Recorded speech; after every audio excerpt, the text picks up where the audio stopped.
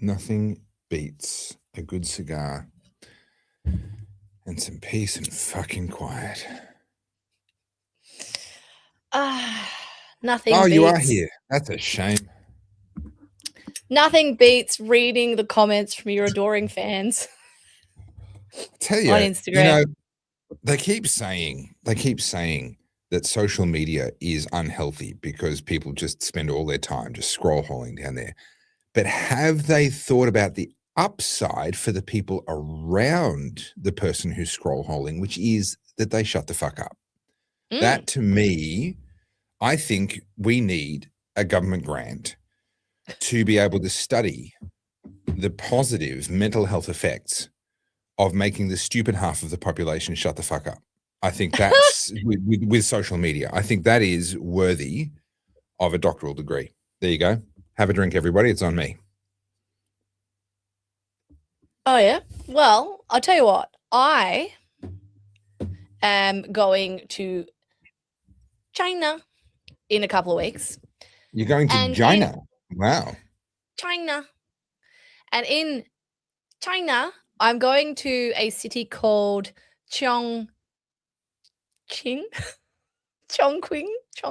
Okay, so now it sounds like you're doing like, oh, did you hear about the Chinese electronics repair shop called Something Wong? Like that's it sounds a lot like you're making this up. I'm definitely not trying to be an asshole, but you don't have to try. You do it naturally. There's no effort required. I know. No, this is the cyberpunk city, and this is where all those crazy Chinese TikTokers all just stand on like a riverbank, and that's it. They just stare at their phones for hours, and there's just like a sea of them. I can't wait. Yeah. Have you not seen this? Why? No. What's why?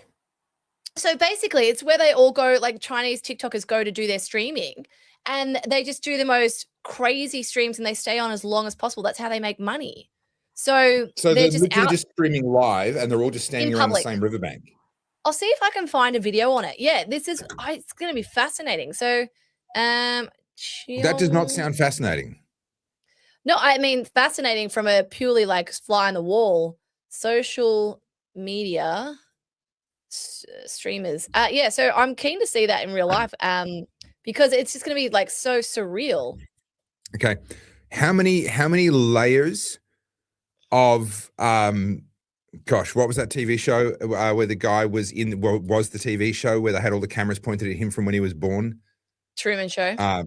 Truman Show. How many layers of Truman Show are we in that you're going to go there to like do social media content about people who go there to do social media content? I'm starting to get a little bit worried about you, Carly. I know. Actually, that's not true. I'm looking forward to getting rid of you, Carly. I think that was the more accurate sentence. Do you reckon I'll get in any trouble in China? Do you reckon they're going to be nice look, to me? You have never said anything that could possibly be used against you in an immigration and customs enforcement office in China. I think you should go. And in fact, you know what? I'm going to get in touch with the Chinese before you arrive, just to let them know that you're completely cool. That'll help for sure. I've been to China twice, so I have 2 Chinese visa things in my passport. So that should get me like, sweet. That'll probably help. It'll help. So but no, why are you actually going? You're not going to China for the purpose of standing on a riverbank doing Instagram posts about people who are doing TikToks. No, I'm going there to go to the Canton Fair. Firstly, for you to find some new suppliers. Canton Fair is awesome. Yes, I've been once. I will almost certainly never get to go again because I'm not going to go back to China. I think at this point it is a little too risky for me. But I will tell you, there is nothing that like Jeff Shed. If you've been to Jeff Shed in Victoria, the new exhibition center where they do the car shows and stuff, that pales in that is perhaps 1/6, and it might even be less. It might be more like 1/8 of this of the Canton Fair, and it is just wall to wall apparel, shoes, merchandising items. Just it's insane. Yeah, it's going to be epic. It's 5 days of that, so yeah, I'll be getting my steps up. And then I am also going there for reconnaissance for chicken in the noodle aisle. So I'm going to the core of where all of our there are noodle aisles a lot closer than Guangzhou, right? Like, if you want to check out Noodle Isles, there's quite a few in Australia. No airfares required, just a couple of tanks of. Oh, that's actually true. That's really expensive. Maybe flying's cheaper. Yeah. Well, that's what I'm wondering. Yeah. So yeah, it'll be interesting to see. I've got a long list of things to do, and then I thought I'd go to Chongqing. Am I saying it wrong? I don't even know how to say it. There you go, being racist again. Yeah, because I was like, well, I'm here, may as well go. I really like, China government aside, there are so many amazing things in China I would love to see, but it is such a huge country. I wondered, I thought, oh, you know what? Can I just nip over to Beijing so I can go to the Great Wall? No, you No. can't just nip over to Beijing, Carly. It's ginormous. No one nips over to Beijing. And then that area where Avatar was based on, all the limestone island things. Yeah. I'd love to go there too. China is a big place, and as soon as you want to go somewhere where there isn't a bullet train, you need to allow a lot of time to travel, because in the populated areas, there's traffic, and in the non-populated areas, there's vast distances and not always excellent infrastructure.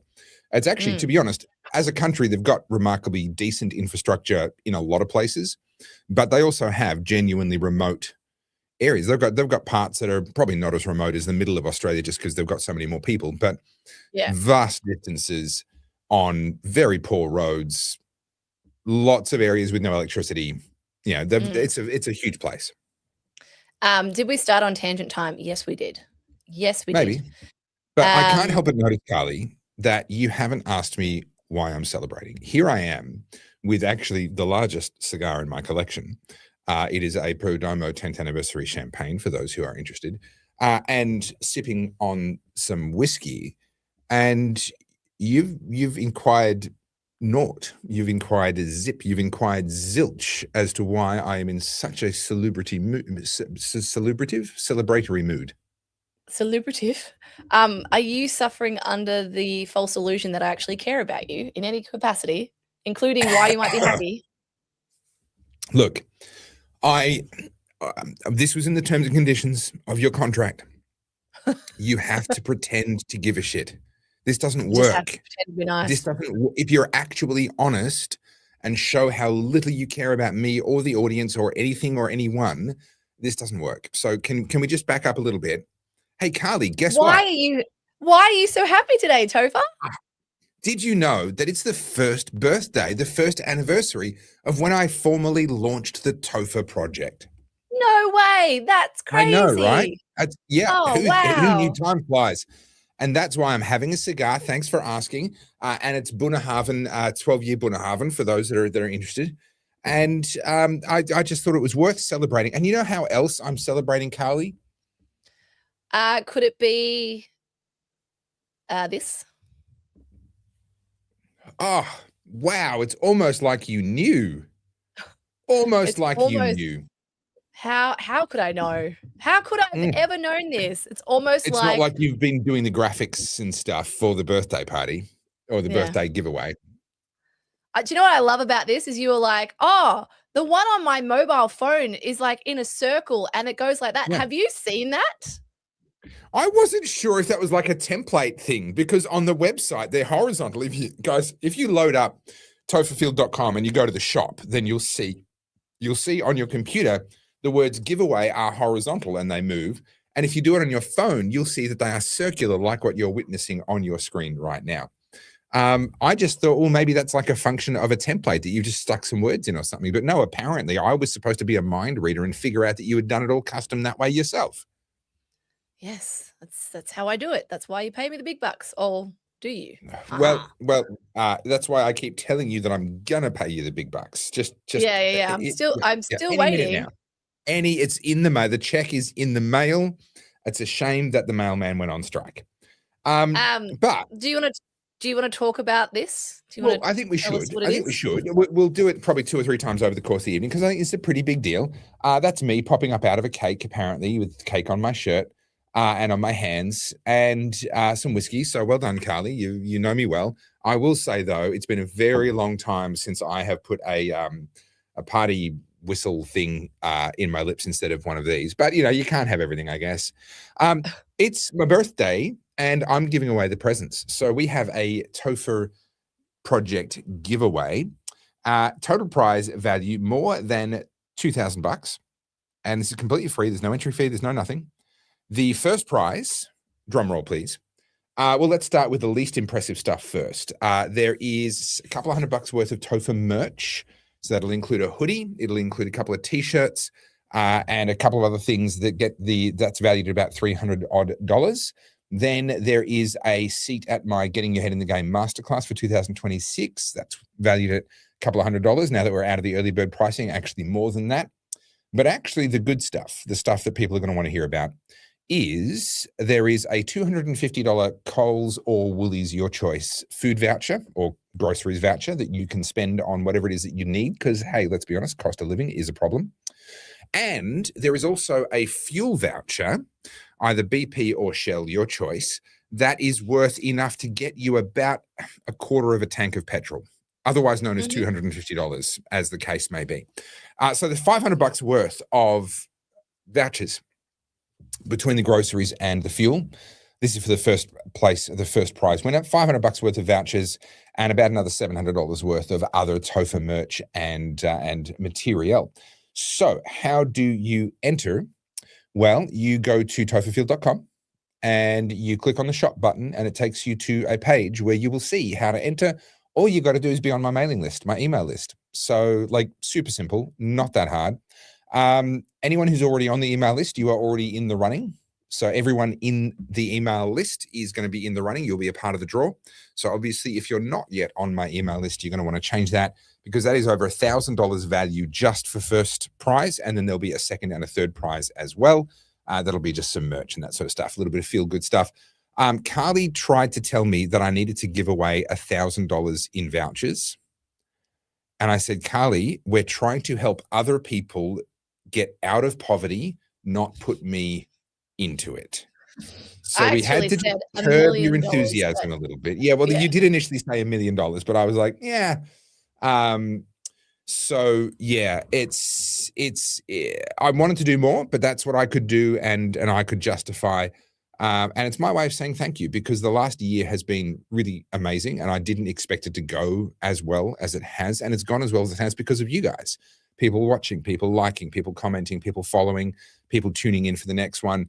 The Oddcast itself has gone fabulously well, but also just all of my TOFA project stuff. So thank you to you guys. That's my way of saying thank you. We hit over 5K last week, which is very exciting. Yes. The Oddcast has over 5,000 subscribers on YouTube. Congratulations, Carly. Thank you.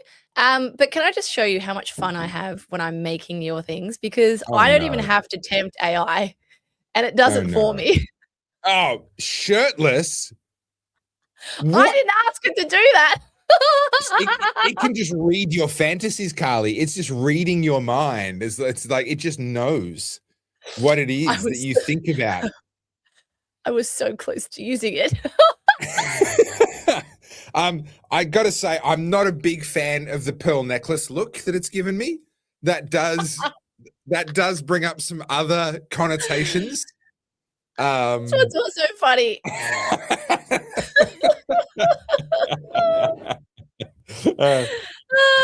Shit. I have way too much fun. No one is drunk enough for this, Stortle. No one is drunk enough. Do you know what, guys? I think you need a drink. As well, Nate. That is the first thing I saw. I think you guys need a drink because we're going to get into it. Oh, goodness. I need a drink just to be out. I need to start drinking alcohol so I can get through this war in Iran situation. We're going to start there, I can't make head from tails. Well, I mean, no, let's start with more important stuff. Let's start with really important stuff. I'm feeling better about Iran now than I was last week, but we'll get there. Let's get there a little bit later in the episode.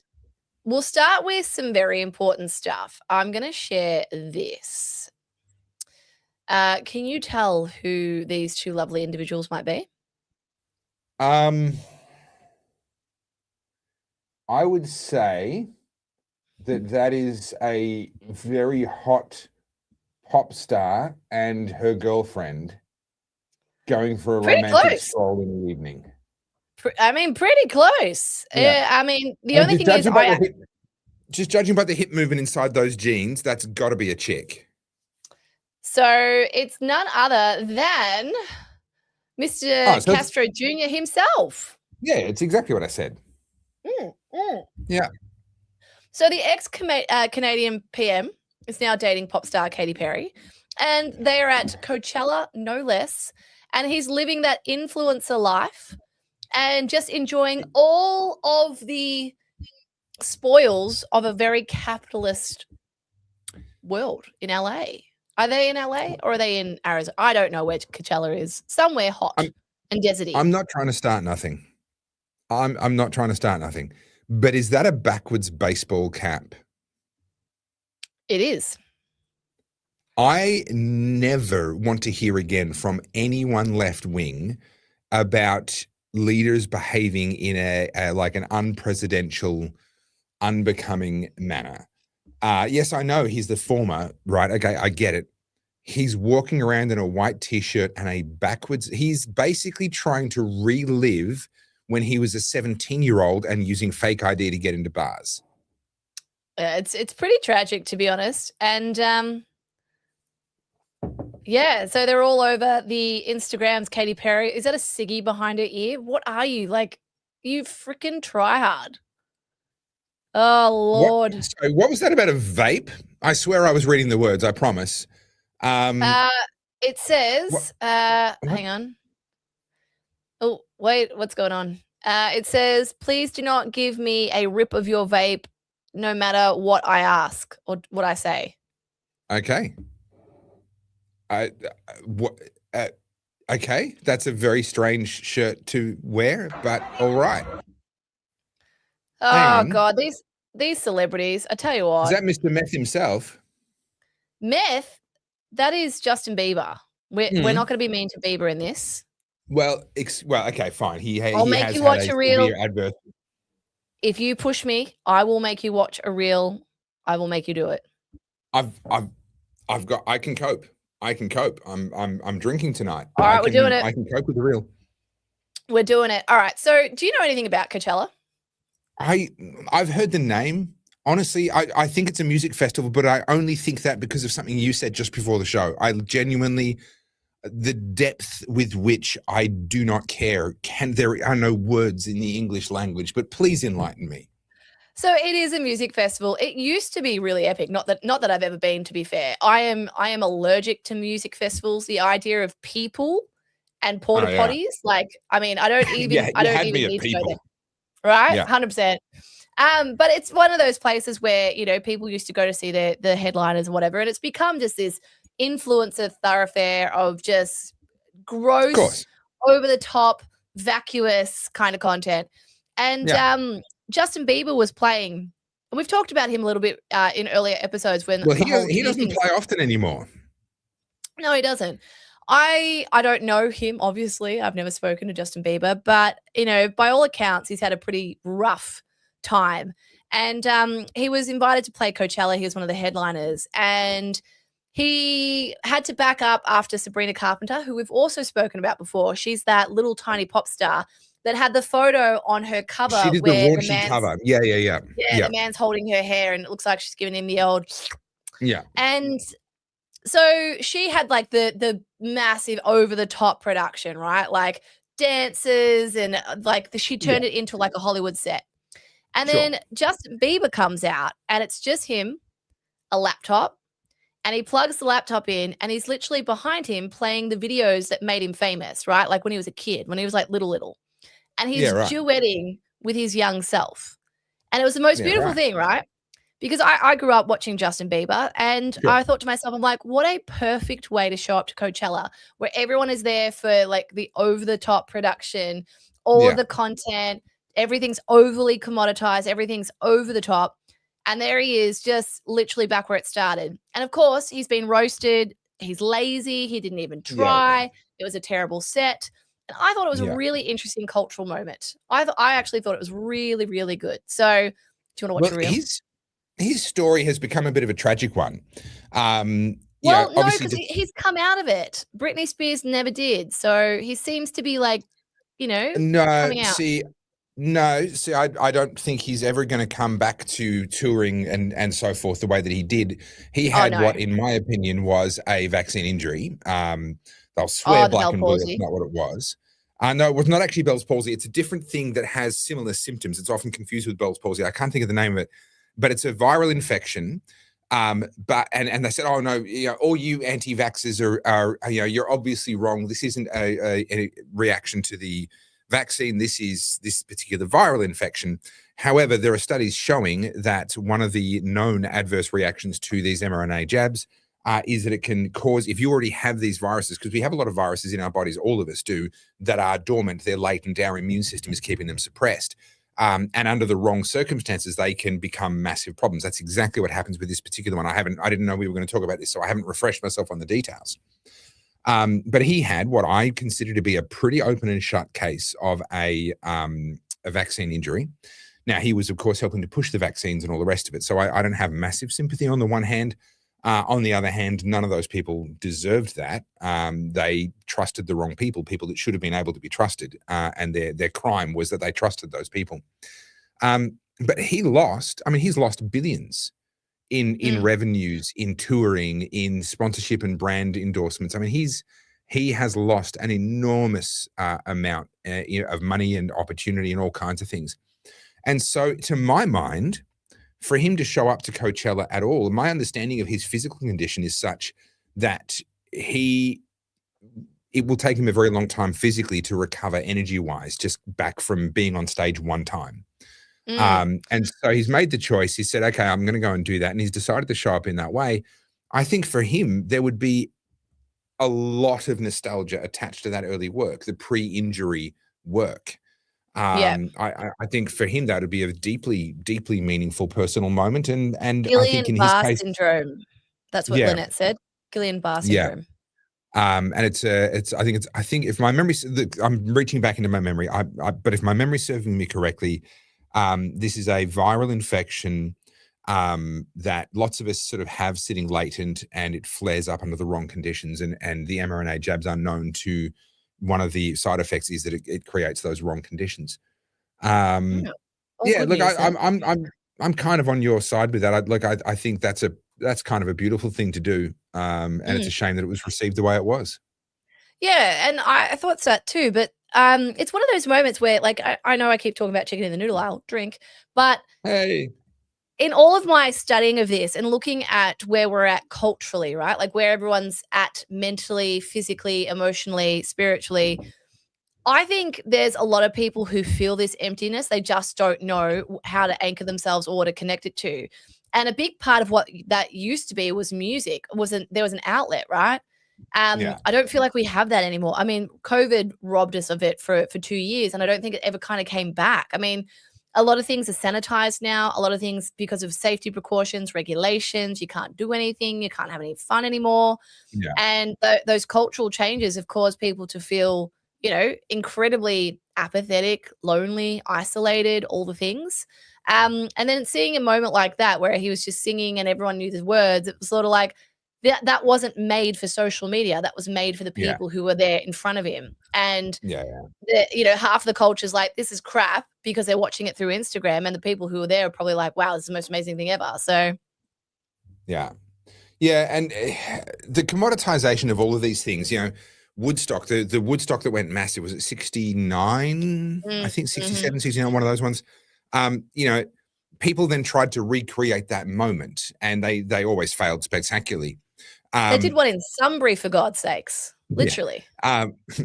And something arises out of an organic desire for a thing, and it's beautiful, and then everyone tries to either capture that moment, capture that lightning in a bottle, don't let it change, hold it right where it is, which is of course impossible, or they try and recreate it, or jump on the bandwagon, commoditize, monetize, and ultimately ruin everything. And I say that as a capitalist, I've got no problem with monetization, but I think each of us needs to make some choices about, okay, actually, I'm going to protect that one thing in my life. I'm not going to try and monetize or commoditize that. And yeah, something like Coachella, I don't know. I have no desire. The only one that I would be curious to see is Burning Man. Oh, really? That interests you? Look, honestly, I think for me it would be a case of dip in, spend a night or 2 nights there, dip out again. I don't think I could do the whole thing. But there's a strong libertarian streak within it. There's also some really disgusting stuff and satanic stuff in it as well. But as a cultural phenomenon, I know a lot of people that have gone, and they're very different people. These are wildly different people. And they've all gone to Burning Man, and they've had very different experiences there. And I just kind of want to make a documentary in my mind. I don't want to have a camera with me. I just want to walk around and create a kaleidoscope in my mind of this collision of people that happens at Burning Man. I think that would be the one that would interest me. Burning Man kind of reminds me of like Mad Max. That's what I think about. But oh no. I'm not a music festival girl. I've been to 2 and never again. I did the old Pyramid Rock Festival in like 2008, I think it was. Yeah. It was on the back of, I might be wrong, but I'm pretty sure it was Lindsay Fox's property, and it was like on the back of Phillip Island. And actually, that does ring a bell. I've never been, but that does ring a bell. Yes, I think that's correct. The wind coming through was like, it was like you were standing on Antarctica. It was so miserable. Never again. Having done multiple track days on the motorbike at Phillip Island, I can tell you on the wrong day, that is savage. So I'm going to play you. I'm pretty sure we'll probably get clipped for this, but whatever. I tried really hard to turn the conversation in a different direction so that Carly would forget about her reel. Not real. This is not real. This is just a performance. Relax. All right. So I'm going to show you. So you need to see this before I play the reel. All right. Let me play this again. Hang on. And there we go. I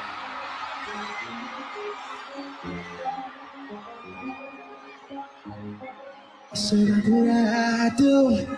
I said now I do the thing I told you that I never would have told you even when I knew I never would have told you that find nobody else as good as you. I need you to I get drunk, wake up, I'm wasted. You can see there's nothing there. It's just a stage, right? Yeah. Anyway, I'll probably get in trouble for playing that whole thing. Yeah, we'll get done for copyright just for that much, yeah. But this is so he got that was Kid Laroi singing there, but so he got absolutely roasted. And I think, you guys wonder why I bring up the culture stuff. I think this is why people are so desperately unhappy. I mean, there's all that stuff that came out of Canada last week. You saw all the MMI2QL. Oh gosh, P cat sat on a keyboard things, right? The WTF BBQ, don't forget that at the end. That was so bad. I nearly did a cultural react reel about it, and I don't do that. Like that nearly pushed me over the edge into like a react. I managed. I had a Bex and a lie down in it, and the feeling went away. But I nearly did it. Well, I mean, you look at how miserable people have become, and I honestly do feel like if people had something to connect to and something to pull them back into here, like in front of them. So that all being said. Let me bloody play this, would you? Damn it. I was about to throw a red herring in front of you. Too late. All right, hang on.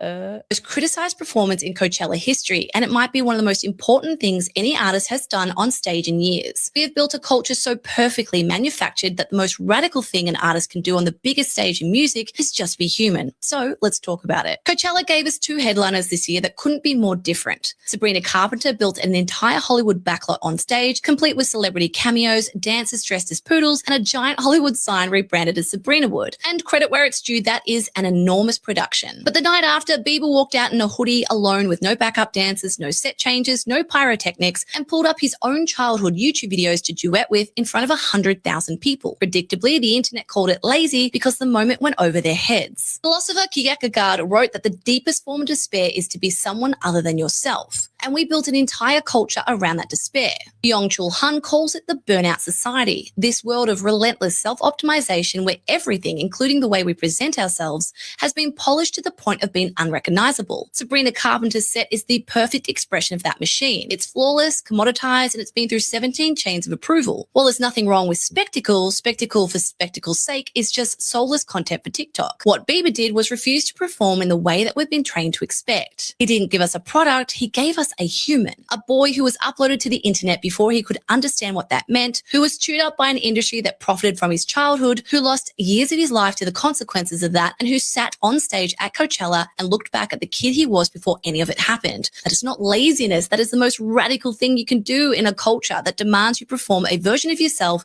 that doesn't exist. And for millennials, that landed somewhere where we didn't expect, because we remember. We remember burning CDs for people we loved. We remember calling the radio station to request a song. And we remember sitting in cars with our friends waiting for the top 30 countdown and losing our minds when our song came on. Music was almost religious. It was ours before it was content. The greatest live moments have always understood this. Metallica playing to over 1 million people in Russia after the fall of the Soviet Union, Jonathan Davis screaming, "Are you ready?" at Big Day Out, even Coldplay making an entire stadium hum in unison. Those moments were raw and carnal and completely unmanufactured. Bieber's laptop set was just as raw, just in a quiet register, a different frequency of the same honesty. We've made everything so optimized and so perfectly palatable that none of it lands anymore. We have focus grouped the soul out of culture, and the result is that we feel nothing. That is the real cost of the machine, not that it offends us, but that it numbs us. And somewhere in that numbness, a man sat on stage with a laptop and accidentally reminded 100,000 people what it feels like to be moved by something that wasn't designed to be filmed,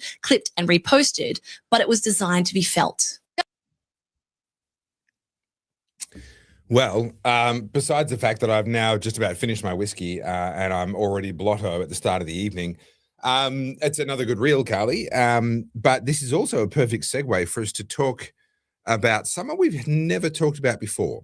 And But when his first name we came need up, we need to acknowledge VN Bogan with a $160 super chat. VN Bogan, wow. Bogani, I have been very, very sad because you haven't been here, or I wasn't aware that you were here.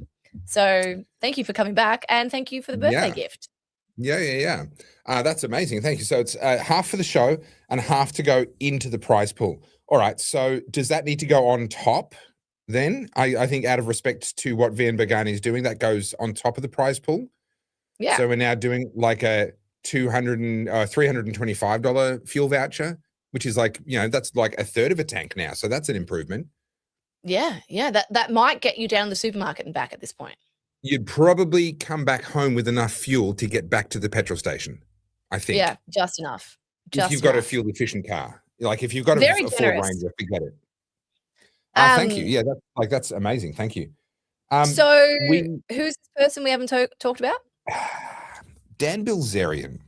Oh. And I am mad at you because you're the reason why I've been thinking about him. No, not in that way. You get your mind out of the gutter. But I have been thinking about him recently. And in fact, my internet history will betray me and tell you that I've been researching him. And I discovered actually something quite unexpected with him. Now, the anti-Semitism stuff, etc., that's another issue that we'll come to in a second. But let's go back a little bit. So Dan Bilzerian you put it to me this way, Carly, and I think it's pretty spot on. He was Andrew Tate before Andrew Tate was Andrew Tate. He was kind of the original dude, and he literally named it. He called it. He said, I am going to pursue hedonism. I'm just going to live for 10 years pursuing pleasure in the now, hedonistic pleasure without regard for consequence, without regard for planning, without regard for where it's going to leave me in the future. I'm just going to maximize pleasure now. He had, I think, over 17 million followers on Instagram. At his peak, he was literally famous for pursuing pleasure. He was a professional poker player, but honestly, that's not how he made his money. That was the sideshow that kind of justified he made his money through his daddy's Ponzi scheme, but sure. Yeah. And basically this is him surrounded by girls. Now, okay, he works out in the gym. He works pretty hard on that. Okay, fair play to him, right? But he plays up. He was the original one with the fast cars and the private planes and multiple women in, scantily, not the original. There have been others, you go back to the 70s and even before that, there were others. But he was the original in terms of the Instagram age, the social media age, where he monetized and weaponized this to create this persona around himself for the purpose of making other young men jealous. Ultimately, he was monetizing other young men. That's ultimately what he was actually doing, and women to a lesser degree. But he was monetizing young men. Other young men were looking at him going, oh, wow, I wish I could be him. I wish I could do that. That's what Andrew Tate does. That's what this whole sort of subculture does. What's really interesting, what I didn't know about him, because I'd written him off. I haven't paid attention to the Dan Bilzerian name in a very long time. After 10 years of doing that, you're not going to believe this, Carly. It's just the incredible insight. I think he deserves just like an honorary master's degree. Cheers, everybody. You bring it up more than me. Yeah, because I want to drink. Okay. Because he discovered that the wholehearted, reckless pursuit of pleasure leads to emptiness. I know, right? I know. Who could have known? I was as shocked as you are, Carly. Now, what's interesting is what he's done since. So it's only been a couple of years. He's had, or at least he's putting on that he's had. How true is it? I'm not sure. A little bit of like a Russell Brand kind of conversion experience. He's now monogamous. He's trying to find meaning outside of himself and outside of pleasure. He's realizing that in life you need to have deprivation. You need to have things that you're reaching for that you can't achieve. You need to have times where you're uncomfortable. He's made all these basic realizations. And also, he's running for politics. Now, you're the one that actually told, I didn't know. I mean, again, like I said, I've ignored this guy for the better part of 7 years now, probably since I last thought about him. Can you tell me, how did this news cross your path in the first place? I have my finger on the pulse. No, so on that pulse? No, God, no. Look, so just quickly, I watched the Louis Theroux documentary, right? So I've been kind of like looking into this. Around the manosphere. And I watched it and I was just I just cringed. Like I suffer from really bad secondhand embarrassment. And so watching it, I just thought to myself, I'm like, oh, everyone's freaking out about the misogyny. Oh my God, like this is what all men are like. I'm like, no, these are fragile, broken little boys. And that's how it manifests. They are fragile, broken souls.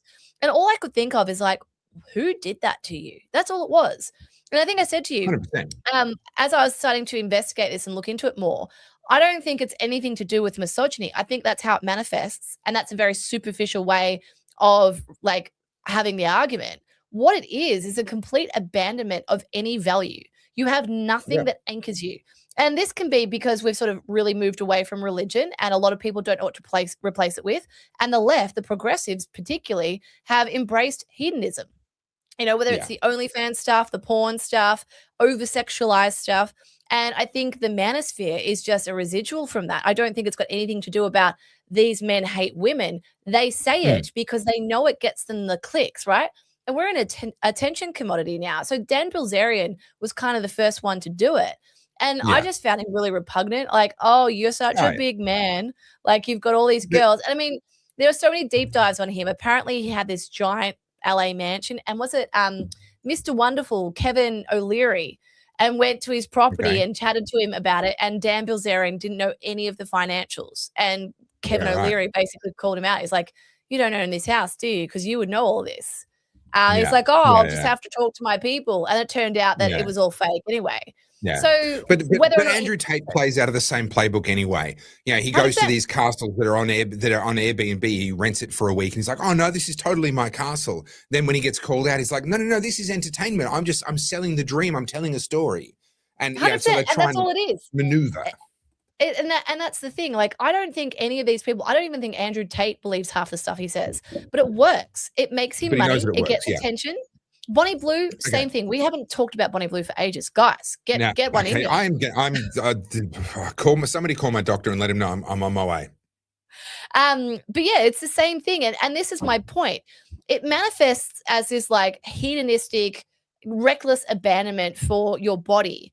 But what you're talking about are people who are so lonely, so fragile, and they don't know what to fill it with. And Bonnie Blue fills it with other things. But yes, I did not realize that's where that was going. Is it not? And so Russell Brand talks about this a lot. Have you read Russell's book? I haven't, no. So Russell talks about, because he was a full blown heroin addict. Russell was and he says he was a sex addict. He's talked about the fact that he would travel with drugs shoved up his butt because he wanted to have them with him, upon arrival. So he was literally smuggling his own drugs for personal use and would freely share those drugs with anybody else that wanted his butt drugs, and he would happily have other people's butt drugs if they were made available to him. He's not been shy about that. And just quickly, short order, I've put the link in the chat. So if you have a look now, you should find the link to that. Sorry. If you watch Train Spotting, you'll know that once you get to a point where you're that desperate, you don't really care. But yeah, Russell Brand talks about it a lot, and he's like, because he was obviously married to Katy Perry, who now is dating Justin Trudeau. Katy Perry's still stuck in that machine. And Russell said that, like, Russell's clearly intelligent, right? He said that he knew what was happening. He was aware of it, and he participated because it felt good in the moment, but he always felt empty. There was always something that he couldn't fill that void. And that's why they numb themselves with the booze and the Coke and So let's come back to the politics of Dan Bilzerian running in a moment, because I think there's some significant stuff in there. And you and I have chatted about this a little bit. I want to get to that. But I want to rewind for a second, because we talked about what is real masculinity before. Obviously, the manosphere, documentaries, Louis Theroux trying to push back against toxic masculinity. You've got things like looks maxing these days, which is kind of like the male version of becoming. How do you know about that? Because I've got my finger on a couple of pulses where it shouldn't be too. And you look at these guys and you're like, you are just the male version of women who try to make themselves look like a Barbie doll. Like you've got this stereotype in your mind, and you believe that if you can look like it, then you'll be it. Like this is like, it is the definition of superficiality. The problem, in my view, it's a crisis of meaning. Yes, we've got all these expressions for it. What does that mean? We were not made to live for ourselves. We know that we're going to die. We know that nothing lasts forever. Beauty doesn't last. Money doesn't last. Food doesn't last. Drugs don't last. Sex doesn't last. Everything comes to an end. And so if we live for those things, we know instinctively that we're living for nothing. It's actually, we are wired, men and women, we are wired to live for something other than ourselves. And this is core to our being. Now, I'm of the view that that is faith, and that is building the kingdom of God here on earth. That is relationship with Jesus Christ. That's my belief as to what that is. But fundamentally, if you want to be happy, don't try and make yourself happy. Find ways to make other people happy, and then enjoy their happiness. And you'll discover it for yourself. You're much more likely to discover it for yourself than you ever will if you were chasing your own happiness. And the way that I've put it before is healthy masculinity, in my view, is strength, because that is a fundamental masculine trait, strength in service. And some people have had it going, oh, women can be strong too. Yes, sure. I'm not saying they can't. But the underlying masculine is strength in service. So taking the male attributes, the testosterone, the muscle density, the courage, these various attributes, and finding a way to channel those towards the service of others. And I define femininity as softness in service. Now, can men be soft? Absolutely, they can. But softness is a foundationally feminine trait. But again, the in service is key. It's actually finding a way to channel that which God has given you, the traits that God has given you, into the service of others. That's actually where we find our happiness. Which brings me back to Dan Bilzerian, because he's now trying to find happiness, and he's realized that he's not going to find it at the bottom of a whiskey bottle. He's not going to find it at the top of a poker tournament. He's not going to find it on a yacht with just him and 100 women, because he's tried all of that, right? He's done everything you can think of, and a bunch of things you probably never would. He's tried them all. He knows that it's empty. Is his going into politics just another itch that he's trying to scratch? Is this him going, where am I, where now I know that I have to serve others. Now what how can I do? Oh, maybe if I go into politics, I can fix all the problems. Is this just like, is this an indication that he's healthy and he's on a positive track? Or is this actually just another expression of a desperate and aimless search? I don't believe it for 1 second. And that's because he has called people fat Jews. He's dropped the N-word and all that sort of stuff. He's an anti-Semitic pig. That's a given, yes. Yeah. I don't think there's a whole lot to Dan Bilzerian. I think, and so to be clear, guys, when I sent this to Topher, my angle on this was that the podcast bros and the podcast sphere is actually to the detriment of getting good political policy in both America and here.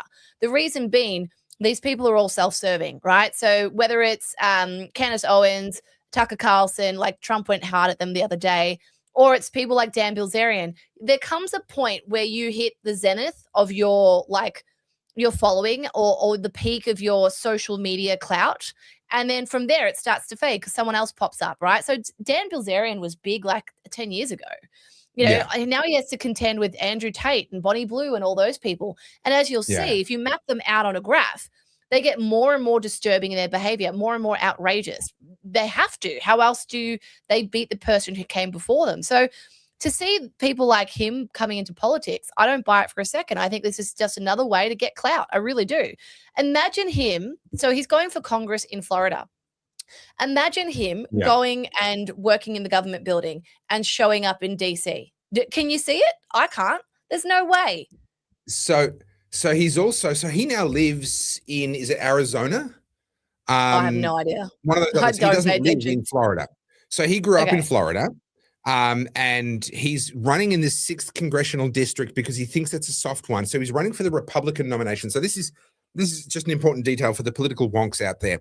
He is running for pre-selection to be the Republican candidate in the 6th district of Florida in I think it's in the presidential midterms. I think is what he's going for.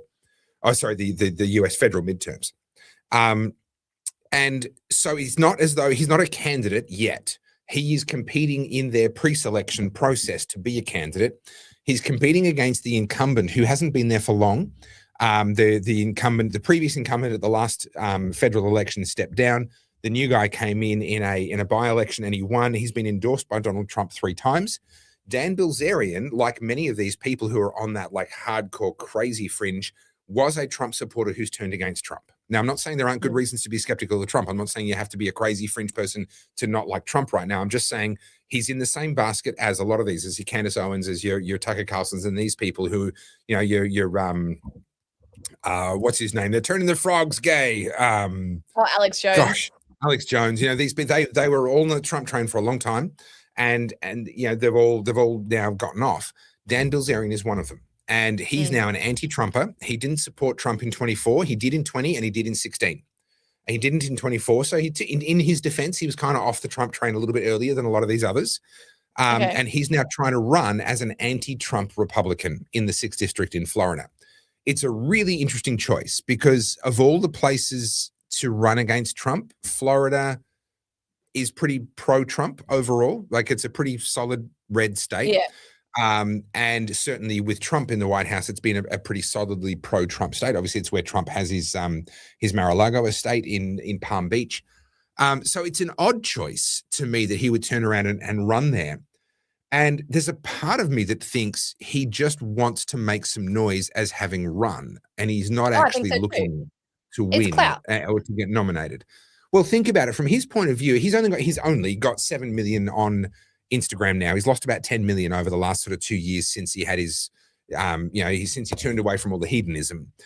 We talk all the time about how, being really negative and awful sells and you get a lot more eyeballs. Well, here he is trying to clean himself up and be a bit more constructive and actually find some real happiness rather than the fake stuff. And he loses more than half of his following. The one thing he has going for him is like, most politicians are fighting to keep all of their naughtiness out of the public eye, whereas Dan Bilzerian, you kind of already know it. So what could you throw at him? Okay. He's been a misogynist. Yes, we know. He documented on Instagram. Do you know what I mean? And I saw people in there saying, just on this, I saw people in the chat saying, oh, well, Trump did it. Arnie did it. Totally different. Totally different. I disagree. I don't think it's totally different. I was going to get to this. Do. Okay, you go first. Well, okay, so Trump was a businessman first and foremost. Yes, he did reality TV. But if you've read The Art of the Deal, Donald Trump thrives on negotiation. That's his thing. Yeah, like he loves swinging his dick. And I think as someone who, was a real estate mogul in New York, one of the most overly regulated parts of the world, he just got sick of things, like trying to get things done, trying to achieve things. And that's what made him run, right? So that he was motivated through business. Yes, he also happened to be a celebrity, but I don't think he was a celebrity. Oh, what will I do next? Like Trump's got plenty of things going on. Like, and the other thing is too, he didn't need to run for 24. He could be at Mar-a-Lago playing golf every day. Sure. He's got more than Right. enough money. And then Arnie, the same thing. I think Arnie had really good intentions. He was an immigrant himself. And he moved to America and he was really proud of America and he wanted to be part of the American dream. I think he was a bit of an ideologue. So Bilzerian, I don't see it. So President Ronald Reagan was a TV star, a movie star that then became the president. And he was mocked. He was mocked. Like, oh, you're just a movie star. What would you know? How could you be a president? He was a pretty good president. That's in Back to the Future. They talk about that in Back to the Future. Okay.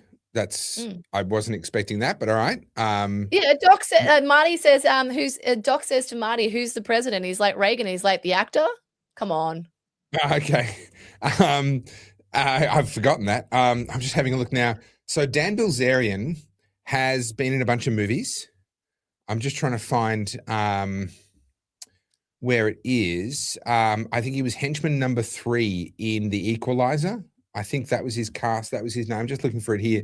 But like, yeah, so he's practically Arnie because he's been in movies as unnamed henchman roles. So good on him. But so Ronald Reagan was a movie star and they said, oh, you won't know how to be president because you're just a movie star. And he was actually a decent president. And you know, what he did with the Soviet Union, tear down this wall, all that stuff. He understood, he had a touch for the theatrical and he was great at public speaking. He was very funny, very endearing. That's obviously not the entire skill set that you need to be a president, but it's pretty important. And he proved to be very, very effective at a geopolitical, in a geopolitical sense, because he was so good person to person. His people skills, his person skills were phenomenal. Now, Arnie was a different thing. He came in as the governor of California, the governor. I don't want to move political boxes around. I want to blow them up. And then, of course, he didn't. He just did exactly what every other Democrat has done, which is make the government bigger and so on and so forth. Did he run as a Republican? Wasn't Arnie a Republican? I'm pretty sure he was. That's a Google right there. He was the last Republican governor of California. I'm pretty certain. Governor Arnold Schwarzenegger. Former governor of California. Sorry, I could have Googled something different and found it easier. Yes, he was GOP. The chat is agreeing with me. There you go. Okay. All right. There you go. Well, I was wrong. There you go. But he came in and he parlayed his fame as a movie star into that political office. Now, that is essentially what Dan Bilzerian is wanting to do. He wants to parlay his fame as an Instagram influencer into political office. Or actually, I don't think he actually does, but I think this is just a continuation of his gathering of fame. But what he wants us to believe is that he wants to be elected and he wants to now serve in the Congress as this public figure. What's interesting to me, and what I don't think there's been enough discussion of, and what's very relevant in the context of some Australians who you and I have talked about, and you know, it looks like they could very well be trying to build an audience for themselves for the purpose of running for politics later. The old media and the old movie studios, the Arnold Schwarzeneggers grew up in this, the President Ronald Reagans grew up in this, even your modern TV networks, your Channel 10, Channel 7, ABC, etc. They were team sports. If someone listens to ABC all day, they're going to listen to ABC all day. And the presenters will change, the faces will change, the voices will change, but they'll keep listening to the ABC all day long. People who tune into 7 News every night keep tuning into 7 News every night, even as the presenters change, etc. And because they follow the team, it's like you follow Arsenal or Man United, or you follow Collingwood or Carlton. You follow the team and the people change. On social media, it's different. Social media, people are not spectating and following a team. It's more like a blood sport. It's more like boxing or UFC. You look for and you find the individual that you want to champion and that you believe in, and you go, yeah, I love this guy. And they go in and they fight and they come out bloody, and sometimes they win and sometimes they lose, but you're following for the blood sport. And the key is you're following the individual. Why does that matter? Because I don't think people that are coming up through the individualism and the blood sport of social media are going to be in any way equipped for the team game that is politics. Politics is a team game. not an individual. It's a blood sport, but it's a team blood sport. And I think there's a lot of people out there that think I'm really popular. I've got a big following, so I can go into politics. Number one, I think a lot of them are going to get a rude awakening. They don't have the size or the influence of following that they think they've got. And I think Dan's almost certainly going to be in that category. But secondly, even if they got in, none of their life experience is preparing them and equipping them to play a full contact team blood sport. And I think they're going to find that actually once they're in, they are a wrecking ball even internally within their own parties. They just literally won't know what to do. Yeah. It'll be interesting to see. I mean, Trump's obviously come out like yelling at everyone last week, and I actually find that funny. I just sort of go, eh. But I mean, I know you don't love getting involved in this, and I don't think it's about getting involved. I sort of look at it and go, they viewed themselves as kingmakers. They really did, because they did get Trump elected. A lot of these people. You're talking about the podcast bros viewed themselves as kingmakers for Trump in the 2024 election. Yeah, they did. And to be fair, like between Joe Rogan, Tim Pool, Charlie Kirk, that's who got them elected. Sure helped. Absolutely did. But I think, and you and I have said this before, and we acknowledge this, there's a level of responsibility when you start to build a platform for yourself. I mean, the novelty doesn't get old. The fact that people want to tune into you and I talking about topics is, it's kind of amazing and weird all at once. And weird, yeah. But I think there comes a point where either you need to keep yourself grounded, or you need to make sure you've got the right people around you, because you get ahead of yourself. You sort of overplay your hand. And I definitely think your Tuckers, your Megans, your Candaces are sort of in that camp. And I saw someone say there, Carly, you used to like Candace.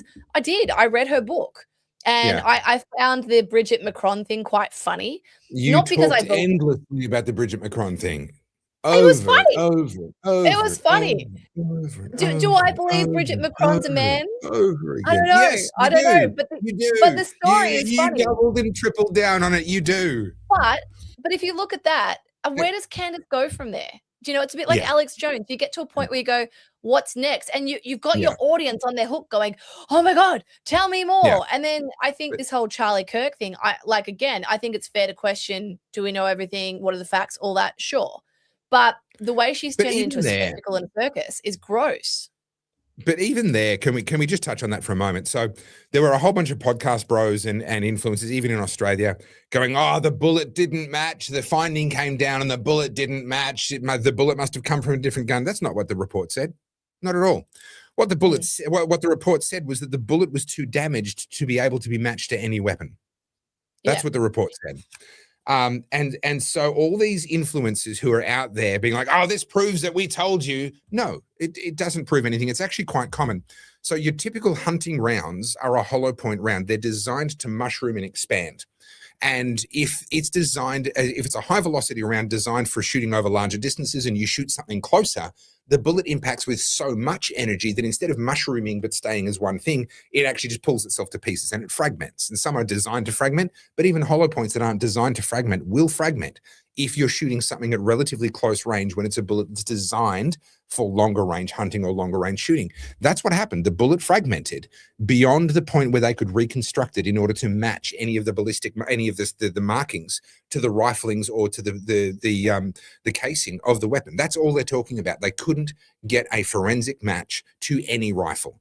And yet that was enough for all of these podcast bros to be out there going, oh, we told you, it's a big cover up, it's a big conspiracy. We told you Erica Kirk had her husband killed, all this kind of nonsense. It's like, this hasn't proved any of that. And you're lying to your audience. You're filling their head with nonsense and making them believe in conspiracies that don't exist for your own personal profit. And I get really pissed off when I see she's people making them bloodthirsty. And I think that's the point. I mean, we can already see it in the chat here. There's people agreeing and disagreeing.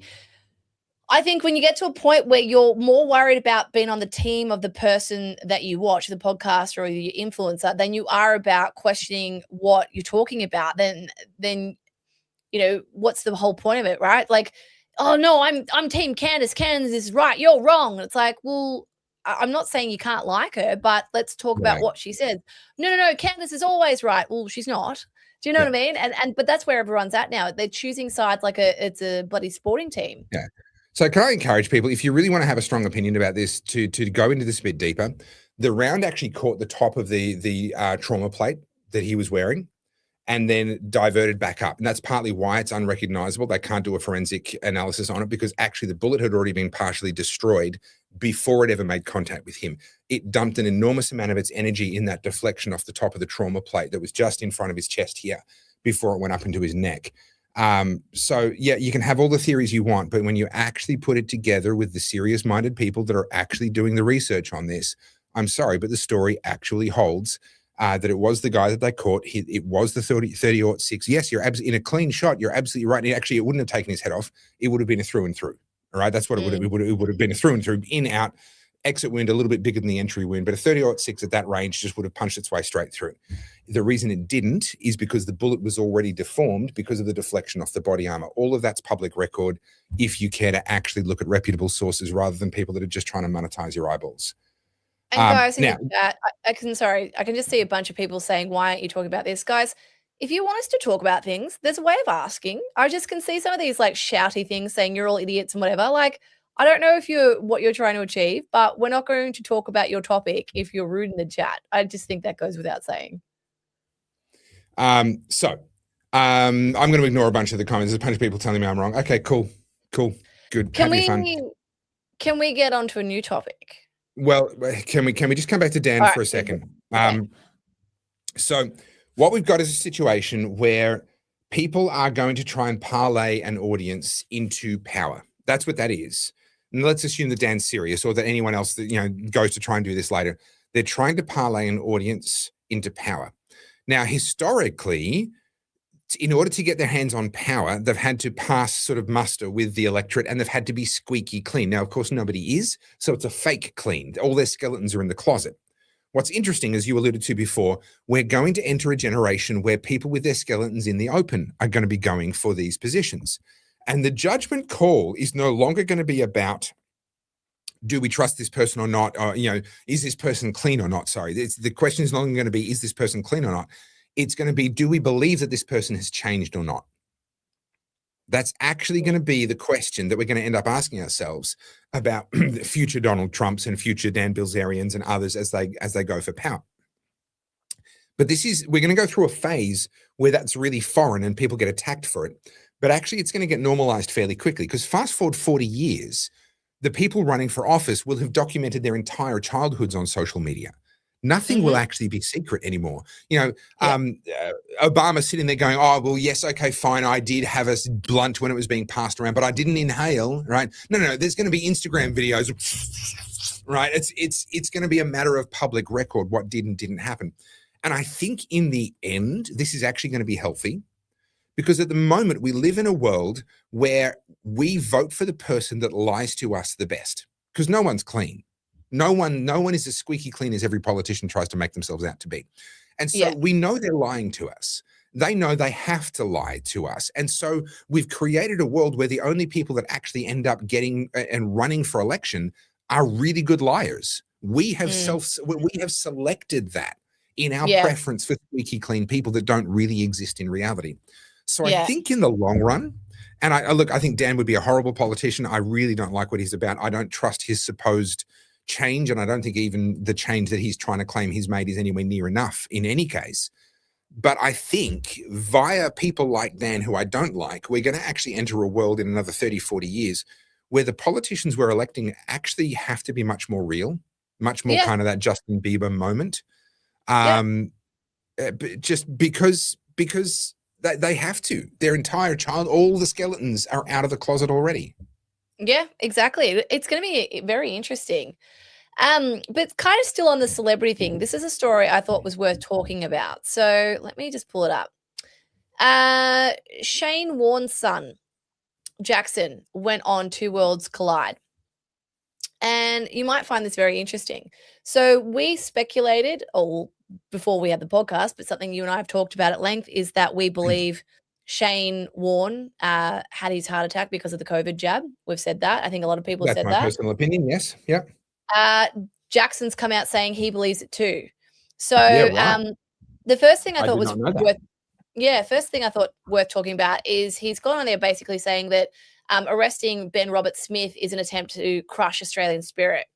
And, and it's right. And so he's written here, I'll read the quote.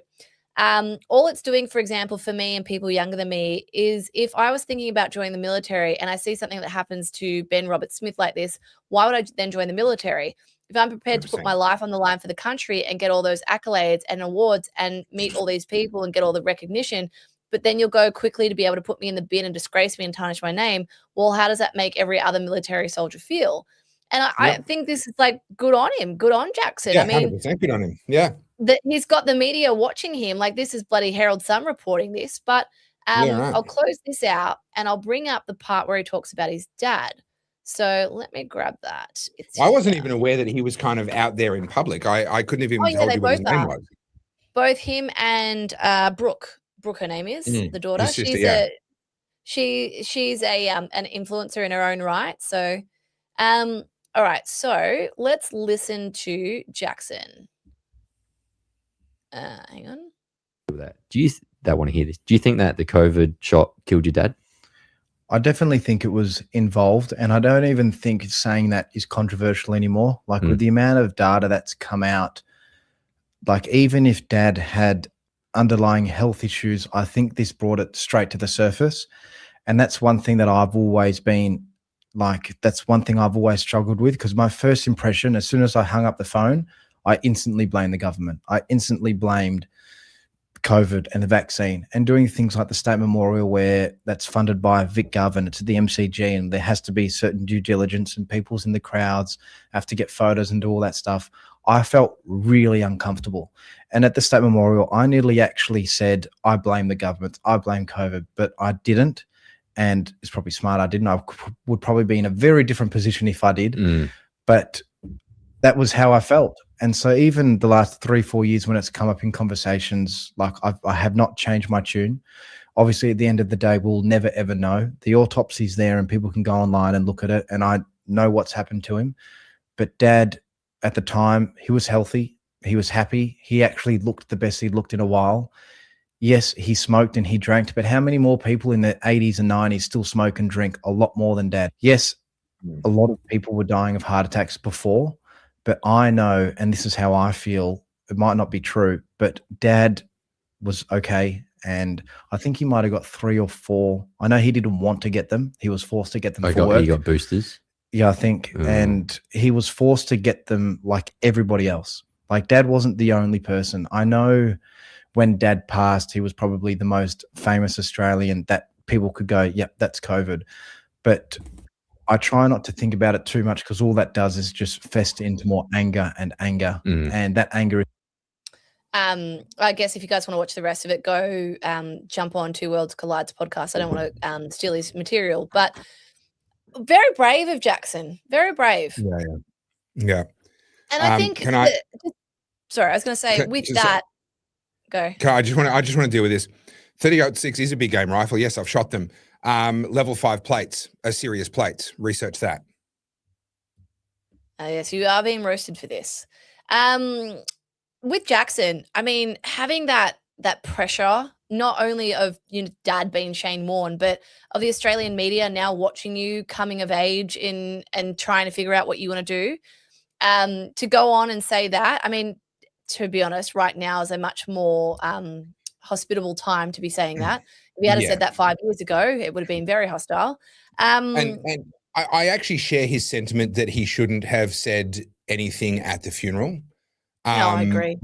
There is time and place, and he's also lost his dad. Like he is grieving as a human being, and the last thing he needs is some sort of a media shitstorm around him at that moment in time, especially rewind 5 years or 4 years, whatever it was, when he was 4 years younger. He's not an old man. He's still a young guy. Can I make a comment on Sam? I thought that Avi and Rukshan did actually a really interesting video. So Sam has come out in support of Ben Roberts-Smith. Now, Sam is a veteran himself, so he's got more right to speak on this topic than what I do, for example. And so he's come out in support of Ben Roberts-Smith, broadly speaking, similar sentiments to what I hold. But Rukshan and Avi did a video showing his comments, and they basically said, we agree with everything that Sam has said about Ben Roberts-Smith here. And Ben was talking about the difficulties of war against an enemy that doesn't respect the rules of war, that hides amongst the civilian population, that uses women and children as human shields or even as combatants, etc. Agreed with all of that. But Sam himself doesn't extend that same logic towards, for example, Avi, who served in the IDF under similarly difficult circumstances, women and children being used as combatants, the enemy hiding amongst civilian populations. It's an interesting double standard that this Ben Roberts-Smith arrest has brought out. I agree that the Ben Roberts-Smith arrest certainly should not have been done the way that it was done. I suspect he shouldn't have been arrested at all. I don't think his case is going to hold up much at all. I think they were lucky to get a conviction at a civil level on the balance of probabilities. I think they're going to find it impossible to get a criminal conviction. But it's just really interesting to me to see people who are themselves veterans. They will apply one set of rules to an Australian veteran, but they'll apply an entirely different set of rules to people in a different conflict, even though those people are facing very, very similar hurdles. Yeah, look, 100%. And I mean, I've spoken to Avi off air plenty of times about what he saw and what goes on. And I think people are very quick to judge, and I've said this before, and I get so annoyed, but people love to be the old armchair expert, weighing in as if they have any idea of what things are like. I will take Sam's word because I know he was deployed. But for everyone else, I'm like, shut up, man. You don't know what you're talking about. You really don't. You think you do. You think you're cool. You think you're tough. But unless you've been there and you've seen it, then shut up. No. Your comment has no weight for me. But on the Ben Roberts-Smith thing, I want to show you this. So Drew Pavlo shared this. Let me pull it up. He's done some good work on this, Drew. If you're not following Drew, follow him. So he's actually gone in quite a deep dive. I don't know if this is what you're bringing up, into the files from the civil prosecution. Yeah, so I'm going to read this out. Court documents reveal that the Australian government war crimes investigators do not even have the names of the two individuals Ben Roberts-Smith is alleged to have killed in Afghanistan. No, sorry, not the two of the five. Yeah. So that's an important detail. They don't have the names of 2 out of the 5. Nobody has managed to identify these alleged victims, even after $300 million was spent on war crimes investigations over 5 years. Australian Office of Special Investigations Director Ross Barnett already revealed the investigations have no crime scenes, no access to the deceased, no bodies, no post-mortem report, no official cause of death, no recovery of projectiles to link the weapons to those which may have been used, no photographs, no site plans, no measurements, no recovery of projectiles, and no blood spatter. Yep. What they have is the accusations of people who say that they were told by somebody that person that they were told by saw something. So it's hearsay. It is broadly speaking a hearsay case, and it's hearsay from people that have a vested ideological interest and in some cases a vested financial interest in having something to say. It is my personal opinion that it won't hold up. However, we'll have to wait and see. I saw a comment there saying that they'll get a conviction because that's what they want. I'm not sure that I really buy a lot of the here we go. Yeah, it'll hold up, international scapegoat. I've heard so many times kind of that fatalistic kind of they'll get the voice, it's what they've wanted. Well, no, they didn't. They'll get the misinformation, disinformation bill they've decided it's going to get in. Well, it didn't. I'm not going to be quite that fatalistic, but I do think just even the prosecution, people are posting saying the process is the punishment. I think that's spot on. Do you want to hear an interesting story? So it's kind of a segue. I don't believe it. So it starts with, I needed to go and get my pants tailored, as you do. And I was looking for a new tailor in my local area, and I found one on Google that was really highly ranked. And I was like, all right, I'll go there. So I jumped in the car, went there, and I started having a chat to this lovely lady. She was helping me, whatever. And about 20 minutes into the conversation and me trying on all the clothes and stuff, I asked her, I was like, do you mind me asking where you're from? Because she had a very thick accent. And I knew she was going to be from a stan. I thought like Turkmenistan or something like that. And she said, I'm from Afghanistan. I was like, okay, cool. And then we started having a chat. And she started the chat, not me, just to be clear. I don't go in there being all political, by the way. Because out the front, whilst I was trying on the different pairs of pants, there was these kids who were causing absolute chaos, just being loud, really obnoxious, screaming, yelling out the front. So this is in like a strip of shops. And she said, she's like, how do you feel about you were getting pants adjusted in a stripper shop? Yes. Right. Yes. Sorry, I just wanted to make sure I'd heard that correctly. Yeah, okay, cool. What I said is what I mean. So just Mhm. nod and smile. Mhm.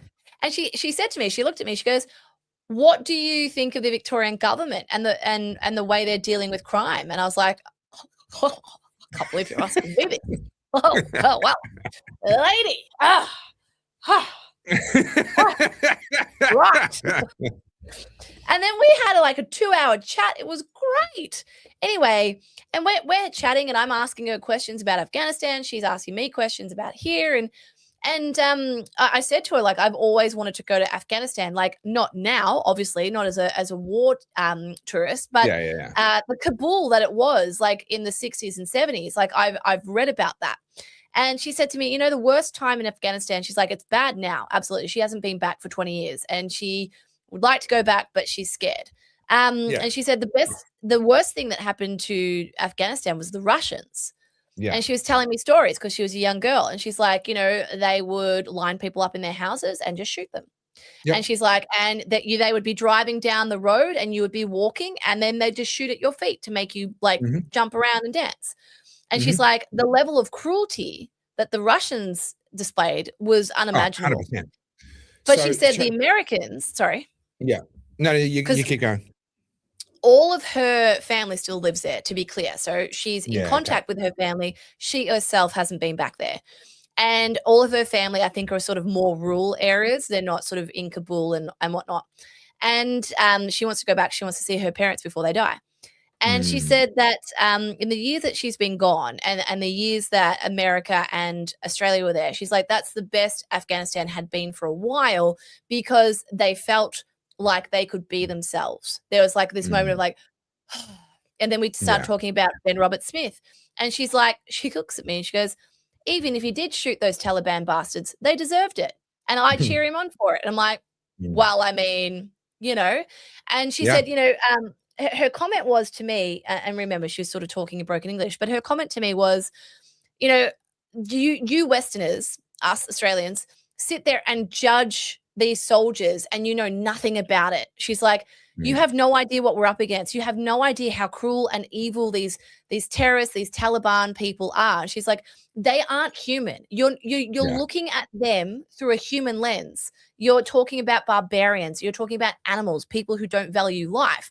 And so when the Australian government's looking at these people and going, oh, well, it's a war crime, it's this, that, and the other, she's like, in her words, she's like, the Afghanis want them killed. We don't want them here. And she's like, and then the Australian government saying that what he did was bad, even if he did or he didn't do it. I disagree with that. And I was just like, well, there you go. Yeah. So Charlie Wilson's War is an interesting movie. We have touched on it before. I'll only talk very briefly. It's a Hollywoodized version, of course, but essentially it follows a congressman and a socialite and this sort of weird, eclectic bunch of people that coalesced around the cause of trying to get America to fund the rebuilding of Afghanistan after the withdrawal of the Russians. And so essentially it follows this congressman funneling CIA money into the Taliban, as it was back then under Osama bin Laden, to fight against the Russians. Now, the reason why America felt compelled to get involved was, yes, number one, stopping Russian expansion, stopping this is the Cold War era, fear of the expansion of communism, etc. But actually, the catalyst was the sheer level of barbarism from the Russians towards the Afghanis. And the technological difference was such, they would literally just go in and slaughter entire villages. And once they'd gone in and kind of slaughtered the villages nearby, they needed to get to the villages further away and slaughter everybody there. It was too far to drive. So they would send in a flight of helicopter gunships, Hind helicopter gunships with rockets and machine guns. And they would just hover around and just shoot buildings until people ran out of the buildings and then shoot the people. And it didn't matter, men, women, children, old people, combatants, non-combatants, it made no difference to them. And the thing with a Hind is that it's impervious to AK-47 or the kinds of weapons that goat herders and mountain living Afghanis would have access to. These guys literally could just choose to not care. And so the CIA funneled, I don't know if it was the Stinger back then, it might have been, but it was the whatever version of the shoulder fired, heat-seeking anti-aircraft missiles into the Taliban, trained them how to use it, and they began to be able to shoot down the Hind helicopters, and a bunch of other things happened, and they began to turn the tide. And eventually, it was more than 10 years. I don't remember how long it was, but it was more than 10 years that Russia were in Afghanistan, and it turned into exactly the kind of quagmire that it did for the US, and the Russians ended up withdrawing. And America had a choice. They'd spent billions of dollars on funding and arming the Taliban to fight against the Russians. And they could have chosen to get involved in sort of the rebuilding, so to speak. They chose not to, and they basically just walked away and said, "Oh well, Russia's out, so we've done our job." And that is what handed Afghanistan to the Taliban, because they had all the weapons, they had a command structure, they had training courtesy of the Americans, and they were able to just go, right, well, the whole country's ours now. And that was what cemented. The Russians were the ones who destroyed the Afghanistan that we knew, but it was the fact that it was the Taliban, thanks to the Americans, that were able to take over Afghanistan, that meant that Afghanistan never came back. Yeah. So I just thought that was really interesting. And I mean, I was reading some of the comments. I posted on the Oddcast channel one of the clips of Dibba being on our podcast. And some of the comments in there were just insidious, you know, people saying that he's a sellout, that he's like, and I guess my issue with that is you guys don't have to like the stories that we tell you. You don't have to like what we're saying. You don't have to agree, but you can acknowledge that these people who grew up there, whose family are there, probably know more than you guys do. And same with this Afghani woman. Like, I mean, if I could get her on the podcast, I would. But like, you know, I don't know if she'd want to. But like, I got told the other day that apparently my stories are anecdotal, right? Like this is what it was about. It was about Hassan Piker. I put up a video about Hassan, and someone said like, "Oh, you should watch his documentary." And then something else happened, and she goes, "Oh," I said, "Oh, I don't need to watch his documentary. I've been to Cuba. I've spoken to Cubans." And her retort was, "Oh, so a journalist goes there and does research, and you think your anecdotal evidence is more is better or whatever? Like, how embarrassing!" And I'm like, "Do you even hear yourself? What's anecdotal about it? He's a guy that went there. I went there. What's the difference? I'm not sure what you're trying to make here." And I guess, but by that definition, a documentary is anecdotal. I mean, by that definition, it's just a bunch of anecdotes. Like, you know, I know people want us to have more guests on and stuff, and I'd love to, but like, do you want the same guests that go on everyone else's podcast and we have the same chats, or do you want interesting people from the communities that we're talking about? Like, something I feel really weird about is I'm talking about these things. I've never been to Iran. I've never been to Afghanistan. I'm speculating. I'm going off what I've read and what I've heard. I would much rather the person who grew up there to be like, "So this is how it really is." But apparently that is irrelevant. But the other thing, and this is probably important to touch on before we get to Iran, because there is a lot to talk about with what's going on in Iran at the moment. We talk about all the time, multiple things can be true at once. And that is especially true when you're talking to an individual who is talking about their experience within a given situation. If I were to talk to a high-ranking member of the Basij, they're going to have a very different view of Iran and the IRGC than Dibba does, for example. We know that there are other points of view. We bring on people like Dibba because we happen to think that their point of view is probably the one that we would morally align with the most. I'm not going to align myself with the IRGC, a literally genocidal, government that kills its own civilians for the most ridiculous of reasons and uses death as a tool of control. I'm sorry. I know. I can find people that are pro-Iran. I interviewed one of them on the TOFA project. And he was sitting there going, "No, look, the Iranian government's not that bad. I've been there a bunch of times. I've been broadcast on Iranian TV and I've never had any trouble with them." I'm like, "Yeah, because they like you because you don't give them trouble, right? That's why. That's what's going on there." We know those people exist. We know that when we have a guest on or when we talk to somebody, we're getting their perspective. That's the point. But in the case of someone like Dibba, I'm sorry, that's the perspective that I think is correct. I made a documentary about the battleground Melbourne, all the lockdowns in Melbourne.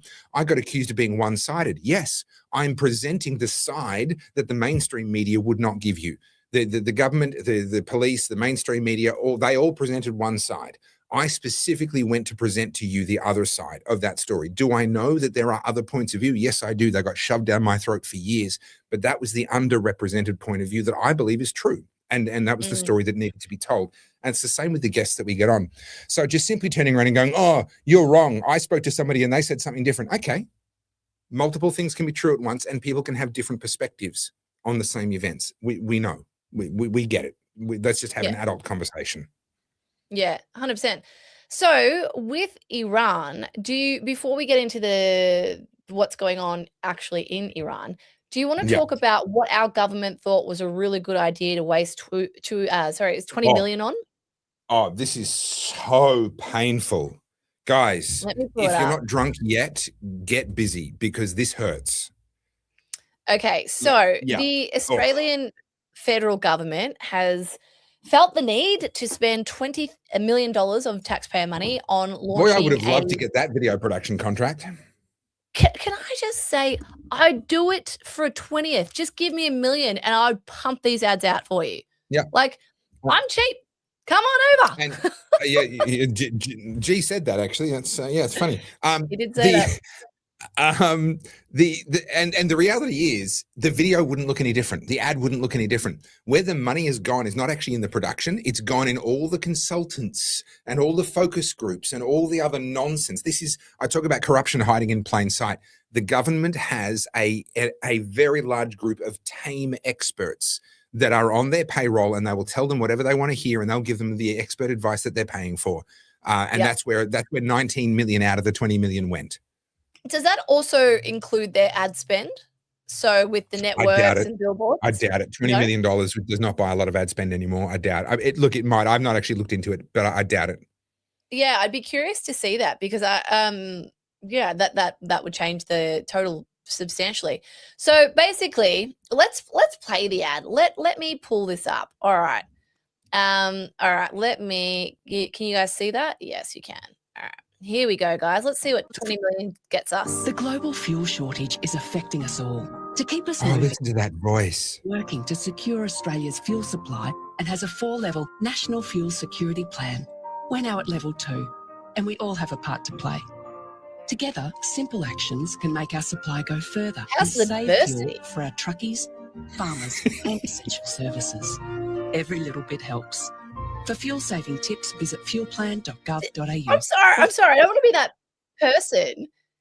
Did I only count one white person in that? I wasn't paying attention. I'm just hanging to get to that website and just find out what I need to do to play my part at level 2. Hang on. Okay, so we start with this African lady, and then we come across. If you're gonna scrub through it, put it back on screen. Oh, sorry. Hang on. I thought it was still on screen. My bad. I'm not trying to be an asshole, and like I don't care that there's different races in there. It's just more so like Albo said that we need to all be Australian, and now I'm yet to see someone in this ad that looks like me. Okay, so we've got African lady, and then what do you reckon that is? He's got a mullet. It's hard to know. Islander of some sort, I think. Islander or Hispanic potentially. Maybe, and it could be. This guy. Is he our first Aussie? Is he? Yeah, it could be. Yeah, it could easily be Aussie or some kind of Middle Eastern, but yeah, it could easily be Aussie. Yeah. Okay, so there's our Aussie family, our white family. Yeah. All right. These are our wokies. You can just tell. We've got Indian, and then I'm guessing Sri Lankan or something, or maybe Indian. No, you're being so racist here. You're just making so many assumptions. Malaysian, maybe, I don't know, Southeast Asian. Yeah. Yeah, wow. Yeah. All right. Of more significance, I am desperate. I need to know, what do I need? We're at level 2, Carly. Did you see? Were you ready? We're at level 2, Carly. Level 2 sounds serious. There are levels. But we didn't have a fuel crisis. The Prime Minister told me that we didn't have a crisis. There are levels, Carly. Okay. Take this seriously. Okay, sorry. All right. Fuel saving tips, guys. And just to be clear, this is very serious. I expect you all to pay attention. Okay? Okay. All right. How do I bring this back? What do I have done? There we go. All right. Plan well. Firstly, look after your vehicle's tires. Travel light. The more a vehicle carries, the more fuel it uses. Minimizing the cargo your vehicle carries can reduce your fuel consumption. I think that is great advice for truckies. I see so many trucks driving down the freeway with these big ass 30-ton loads on the back. If they just ditch that shit, they would use a fraction of the fuel. I think that's a great point. I thought, well, we're going to get to the situation where, like, Jetstar charges me if I'm 500 grams for my bag, but they don't look at the person who might be 150 kilos and go, oh, that might be a problem. Excuse me. Just because I am a great man doesn't mean I should pay more for my airline seat. Thank you very much. I disagree. If you're going to charge me for 500 grams over, like $80. I completely agree on the hypocrisy. I do. But I I'm genuinely, like literally half the person of an obese person. And yeah, sorry, I don't buy into that at all. Look, when I was 80 kilos and when I was 125 kilos, the airfare cost me the same. Make it make sense. Yeah. Okay. Minimize aerodynamic drag. You can reduce your fuel consumption by removing extra parts of your vehicle's exterior, like roof racks and spoilers, and only opening the window when necessary. You can just remove the windscreen and the rear window, and the air can just pass straight through the vehicle. You'll reduce the frontal area quite significantly. The roof racks. So I was Albo, I think, in one of his statements said, removing roof racks. Yep. Okay, cool. Sure. Thank you, Dad. I appreciate the advice. Don't overfill the fuel tank. Stop at the first click. No. So hang on. We've got to get to aircon and heating because G made a good point about this. So aircon does use fuel. Okay, fair enough. So let's all go back to a time when we didn't have aircon in our cars, right? Remember, like 40 years ago when air conditioning was an extra that you paid for and your dad was too stingy to pay for it. So you had a non-air conditioned car with vinyl seats and the seatbelt clip. If you touched that, if the car was parked in the hot sun and you got into the car and you touched the seatbelt clip, you were branded for life. Kids my age, we have seatbelt shaped brands on our bellies because our t-shirts would ride up while we were trying to put the seatbelt clip on, and we would brand ourselves with the seatbelt clip, right? We just got to go back to that. It's not a big deal, Carly. We've just got to go back to that. I still remember first moving to Australia, we had an XA. That was my mum's car. My dad had a Toyota Corolla when we first moved back to the country. And it was like no power steering. It was mission brown with the vinyl roof and everything. And it was a yellow vinyl bench seat. And it was the middle of a hot Australian summer. I remember getting into that car and not being able to sit on anything or touch anything because it was like molten lava. So much so. Your parents would yell at you, like, sit down. And like, I can't. Yes. It's bad. Yeah. So the best one was you'd sit there and eventually you'd get your legs onto the seat, you'd sit there. And then if you didn't move your legs for a while in the car, when you went to get out, you had to kind of, it was like peeling off a Band-Aid, but it was the entire, like your entire, thigh just up off listen to us, like a couple of old codgers. Kids these days will never know. And then watching my mum trying to change gears. So I haven't verified this, but B-Boy Breezy 2417 says John Wick, I'm assuming the first one, cost $20 million to make. Oh. Just for reference. Rather cheap. Well, that is a very, very inexpensive movie for what is quite a good movie. But my goodness, $20 million on that ad. I think this is a great idea. I don't know why Albo didn't come up with this one. If you just cut your car off at the A, B, and C pillars and just lift the entire roof and all the glass off, it'll save a hunk of weight. You won't use your air conditioning because there's no point, and it reduces the frontal area of your car. So it must be more aero efficient. I mean, that's just logic. Is it kind of like two negatives become a positive? Like the Jeep, right, is so unaerodynamic and inefficient fuel-wise that it becomes fuel efficient? Is that kind of what we're talking now? Like, so is that girl math? Have you got the real Jeep where you can take the roof off and lay the windscreen flat? Or have you got the fake windscreen down? I can take the doors off. You are causing the fuel crisis. How are you driving around with a roof on your car when you could leave it in the garage? This is entirely your fault. Yes. Gosh, you're right. Women, I should just push the windscreen down, open up the back, take the roof off, take the doors off, and like I wouldn't use any fuel. You know what? The longer you drive, the fuller your fuel tank will get. Yeah, that's what I mean. You could supply the country if you just drive enough in your car with that configuration. You could just offload fuel to the Bowsers. Yeah, see, smart. Problem solved. Yes, back to this aircon and heating on low settings. My beautiful man did tell us that the heating doesn't use any petrol because it's not using the air conditioning compressor unless you specifically tell it to. So there you go. I was going to say you can run the heater with the air conditioning compressor turned on to dehumidify the air. And I do think that some vehicles, so for example, electric vehicles have heaters, even though they don't have a heat exchanger with an internal combustion engine. So they are using, I presume, elements, or they're running like a reverse cycle air conditioner in your house. They're running it the other way and using it as a heat pump. So there would be cars where that would be true. You'd save fuel with it by not using the heater. But geez, right, especially in older cars.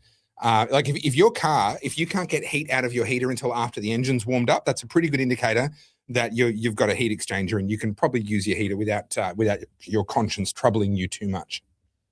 Apparently we do sound like old codgers, and to be fair, you're right. I have maintained for years that I am, well, now 44, going on 80. Like honestly, I am. Do we want to keep going and reading these things? No, I do want to bring out a couple more here, because drive in high gear. Do you know how bad that is for a turbocharged engine? To lug a turbocharged engine is really, really, really, really, really bad. Also, in the age of automatic transmissions being almost ubiquitous, most of us aren't actually given a choice by our car.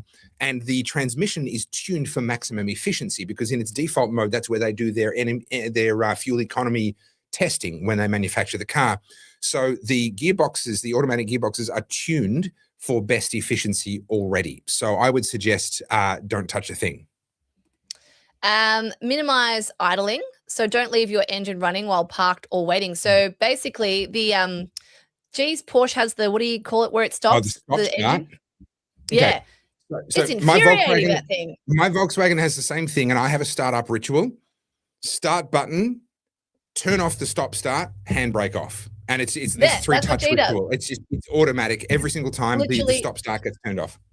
Yeah, it's so stupid. I love this one. Monitor your fuel use. I am looking at that freaking fuel gauge. Don't you worry about that. I every time the car breathes, I can see that needle moving. Trust me, I am monitoring the crap out of my fuel usage right now. It's just, isn't this insulting to our intelligence? Minimize your vehicle use. Oh, okay. Thank you. Are we going to get some insurance and car rego discounts for minimizing our usage? No, excuse me. Can I get a medal? Because I did that voluntarily right from the get-go. As soon as this happened, I went, you know what? There's farmers out there that need diesel more than I do, and I haven't been doing the drive to Melbourne every week for the Oddcast, right? So can I get a medal or something just to recognize the contribution that I'm making to saving Australia as per the government's instructions? I haven't done anything, to be fair. If anything, I've been driving more. So, well, to be fair, you drive a petrol vehicle. You drive a petrol vehicle, and petrol's actually not the one that we need to be most concerned about, because petrol is more used for commuting to and from work, that sort of stuff. Diesel's the stuff that actually does work. So, for example, I do work. That's why I drive a diesel vehicle. G does work. That's why he drives a diesel vehicle. You drive a petrol vehicle. I'll let you make your own conclusions about what that means. But no, trucks and tractors. He's offering the government a discount. I could have told everyone that for only 10 mil. Yeah. The people doing the heavy industry in this country are using diesel, and that's the one that we really, really, really need to be cutting back on. But yeah, so all of this stuff, I mean, everything that comes out of the government, they're obviously trying to appeal to the lowest common denominator. Unfortunately, someone made a comment in there that, to be fair, most people aren't smart. And I'm like, you are accurate. That's not wrong. Not wrong. Bogans are still doing kids. I'm sure the teenagers don't give a shit. I'm sure they're Bogans are still doing kids. I think kids. That probably needs to be reported to the police. Does VN Bogani know about this? I'm sure the 14-year-olds stealing cars aren't too worried about petrol prices. Yeah, or insurance or anything else. I got my insurance the other day. The premium's gone up yet again. Thank you for that. Of course. Mm-hmm. Have you tried not being a woman? Actually, that's not true. You get cheaper insurance, don't you? Well, I'm rating 1, but I don't think that means anything these days. If you were to go non-binary, what would happen? Well, we did see that. Remember, that was a big thing a couple of months ago. I did try, to be fair, but I think they cottoned on to it pretty quick and they shut that part down. I think G would have cottoned onto that pretty quick too. We've got to talk about Iran. All right. Do you have something to share, or do you want me to pull something up? Okay, no, I don't have any screens. I can get some. So couple of really interesting things. So last week I was very unclear. Last week, for those of you that watch the show regularly, last week I was sitting there going, I feel like Trump's lost his way. I feel like he's floundering a little bit. He's lost the clarity of what it is that he's trying to achieve. I stand by that. That's what it felt like last week. I do feel like this week there's been an injection of clarity again, particularly in the last 48 hours since the failed negotiations where JD Vance was over there trying to negotiate in person. Now, so for those of you that don't know, what Trump has said in the wake of the failed negotiations, Trump has said that they are going to blockade the Straits of Hormuz themselves. And you might think, well, why? There's no ships moving through there. No, but there are a few. Specifically, tankers that are carrying Iranian oil from Karj Island and from other Iranian depots, mostly going to China, and a handful of other tankers that pay the tax. It's $1 per barrel. It works out to be about $2 million US per full-sized tanker that's getting paid to the IRGC as essentially protection money, extortion money. Now, the reason Iran are able to do this, actually, I should bring this up. I've got a couple of maps here I should bring up. Because it is relevant. I've just, I did a video on this today, so I've got all this at hand. If you just give me 2 seconds. So this is what the Straits of Hormuz would look like normally. Now, for those that aren't familiar with maritime navigation, and why would you be? The ocean's a big place, but actually they have lanes. They have lanes like one-way streets on the water to try and make sure that two ships don't go bump in the night, because that can get very expensive very quickly. And so particularly in areas where the waterways get narrow or where there's really high traffic, you will get lanes. And that's what we can see in the part of this picture here, just above the tip of Oman there, you can see kind of two purplish bent bananas. One has arrows pointing in one direction, the other has arrows pointing in the other direction, and there's a separation of about 2 miles in between them. Those are the lanes that commercial shipping above a certain tonnage is meant to stay within when navigating the Straits of Hormuz.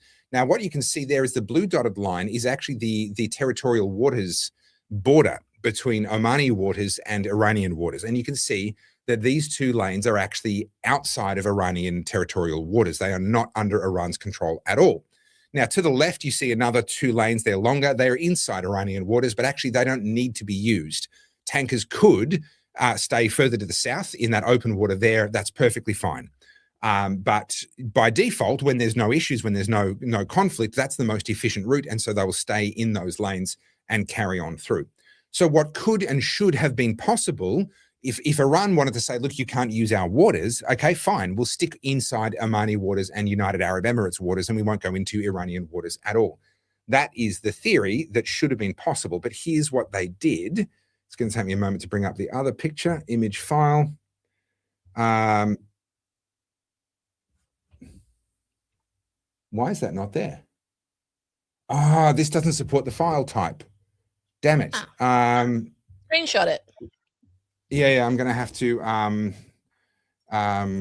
Strait of Hormuz marine map.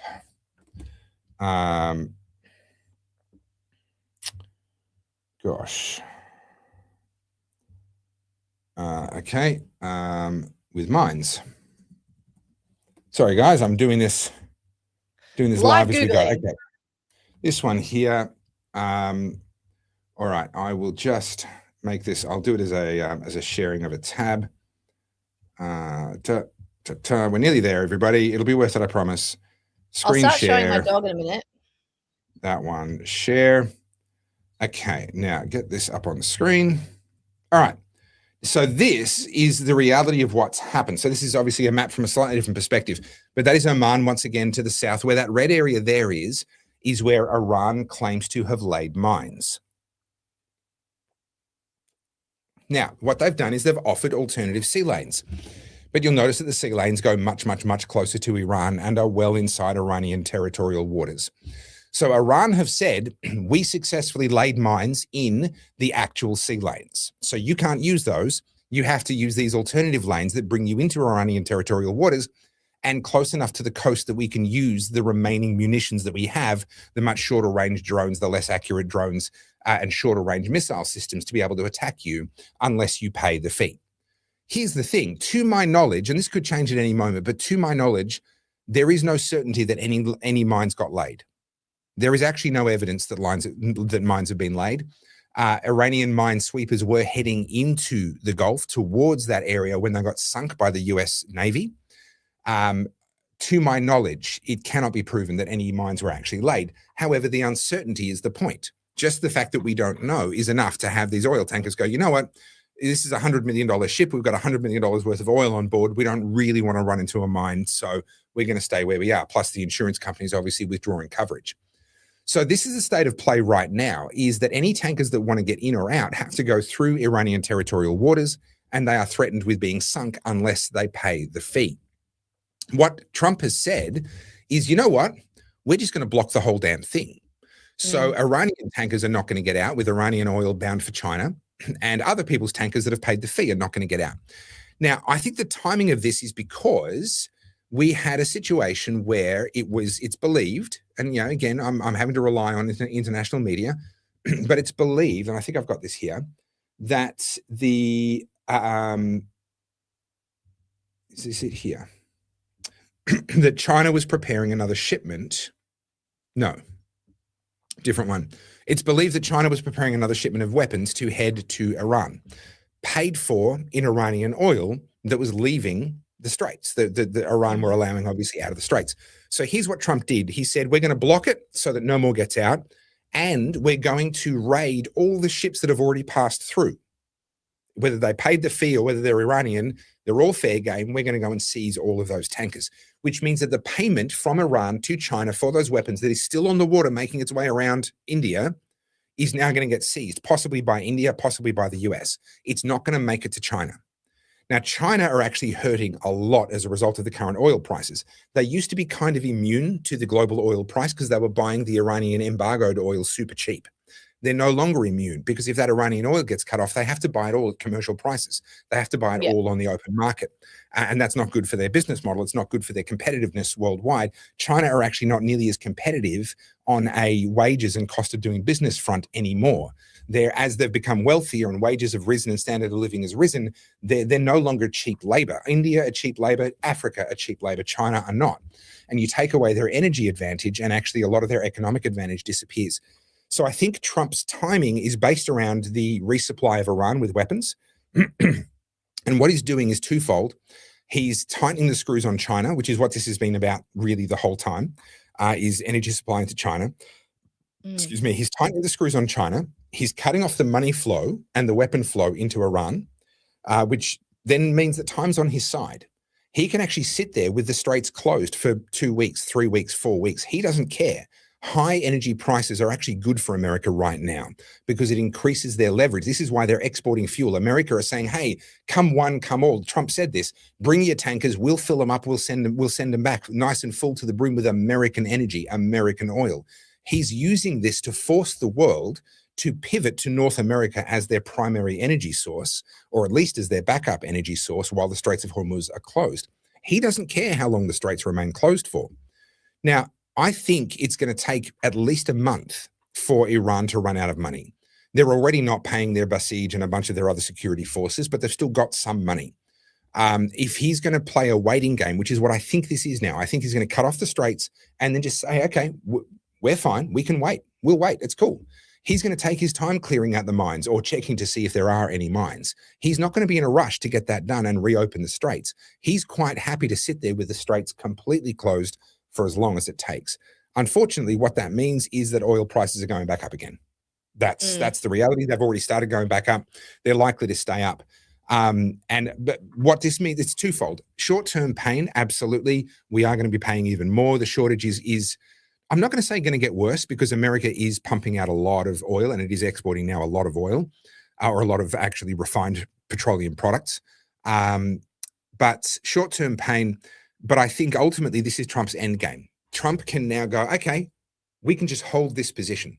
We are just going to sit here because sooner or later the IRGC are going to run out of money and run out of friends, and the internal tensions are going to become too much. Something's going to happen because they've been cut off from China, because China are not shipping weapons for free. Let's be clear about that. If China aren't getting paid, they're not sending weapons.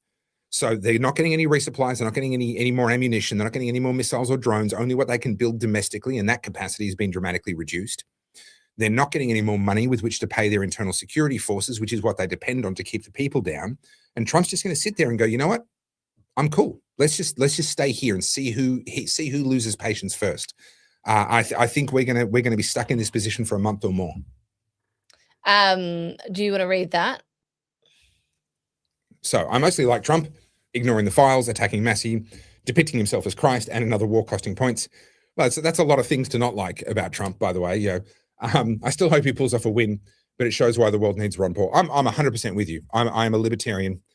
Trump is a conservative. I'm a libertarian. Yeah. He and I have fundamental ideological differences.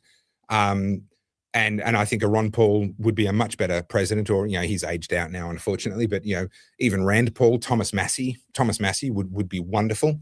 But we've got Trump right now. That's the reality of the world that we're in.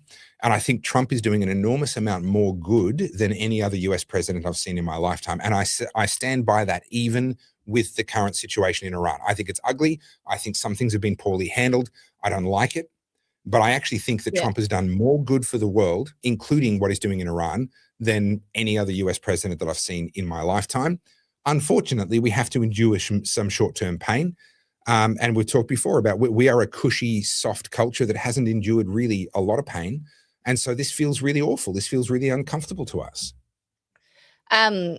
I'm kind of reserving my judgment until we sort of get a little bit further along. I mean, I could sit here and speculate and give you things that I think might happen, but at the end of the day, it's a waste of my energy. But the one thing I see through all of this is everyone's sort of playing their cards right now. So all of the typical anti-Trumpers are all, getting up in arms about it. But what would have happened if this was Kamala? Oh, yeah, it doesn't bear thinking about. To be honest, if it was Kamala, Iran would not be dealt with, Venezuela would not be dealt with, and China would be licking their lips. They would be saying, okay, this is our window of opportunity here. Whereas right now, they're not. G asks a good question here. Topher, how does the US close the straits without massive backlash from China? Can they do that in international waters? So because the US have put sanctions on Iranian oil, any tanker carrying Iranian oil, they can jump on board and they will claim and say, well, it's sanctioned oil. This shouldn't be on the high seas. No one should be buying this oil. We're just doing the right thing. It's kind of the Team America World Police approach, but not like the UN will pass their resolutions. They'll write a sternly worded letter to pick up to riff on Team America World Police, but nothing will actually happen. China are not in a position to start something, not with the President Trump in the White House. They are not in a position to. People are saying, while America's distracted with Iran, China's going to go and take Taiwan. Okay. Tell me you haven't spent any time researching an invasion of Taiwan without telling me you haven't spent any time researching an invasion of Taiwan. Maybe one of the guests we should have on in the future, Carly, is a friend of mine, Paul Monk. He's a retired or semi-retired academic. He was the head of the China desk for the Defense Industry Organization for years. He was basically, he was spook adjacent, spy adjacent. He would take all of the intel that came in from the intelligence assets, and he would have to form that into a cohesive picture about what was going on in China. I've sat and spoken with him at length about a Taiwan invasion. Part of his job was to know what to look for as the warning signs that China might invade Taiwan. And he will tell you, we will know that there is an invasion of Taiwan coming approximately 3 months before they can launch the invasion. Taiwan is a heavily fortified, very well-defended island, and it would require massive resources to launch anything resembling a meaningful invasion. The amassing and the gathering of those resources is going to be very, very obvious. We have endless 24/7 high-resolution satellite reconnaissance of everything that the Chinese are doing. We will know. We will know months in advance. It's a little bit like when Russia invaded Ukraine. A lot of us were surprised that the invasion actually happened, but we knew about the buildup. It wasn't a surprise that Russia had all those forces on the border with Ukraine. We knew that. We just misread what that meant. In the case of China, we will know. We will see. Any of the other moves that China wants to make are kind of similar. The Chinese problem is the minute a war drags out beyond about the 3-month mark, they run out of energy and they run out of industrial resources. Yeah. So battles are won on tactics, wars are won on logistics, your ability to have the supply chain, but actually you can't have logistics without industry. Industry is actually what wins wars. The ability to churn out more tanks, the ability to train more fighting men, the ability to develop new technologies and new weapons. That's actually where the war gets fought and won. China has massive industrial capacity. They can manufacture like nobody else on earth, but they don't have the raw resources themselves. This is why they import so much from so many parts of the world. Their supply chains are incredibly vulnerable. The Straits of Malacca being a particular choke point. But when you look at it's the I was talking about the pearl necklace in the photo you made of me. It's called the Ring of Pearls. If you look at it strategically around the Southeast China Sea, there are a series of choke points. And there are countries that are essentially assigned to those choke points. South Korea and Japan in the north, the US in the more open blue water points heading out into the Pacific Ocean. Australia has a role to play in the Straits of Malacca and some of the other areas. India obviously has a role to play in their region. China would get choked off from industrial supply very, very quickly. So anything they do has to be over quickly. They have to get in, get what they want, and it's over. And then it's the dust settling after that. The minute it drags on, they're in all kinds of trouble. China are not going to start a war over Iranian oil. They're just not. Now is not the right time. I saw this comment from Loz. I still support Trump. Carls, you wanted him to take out Iran, didn't you? But I agree, it's all a bit up in the air.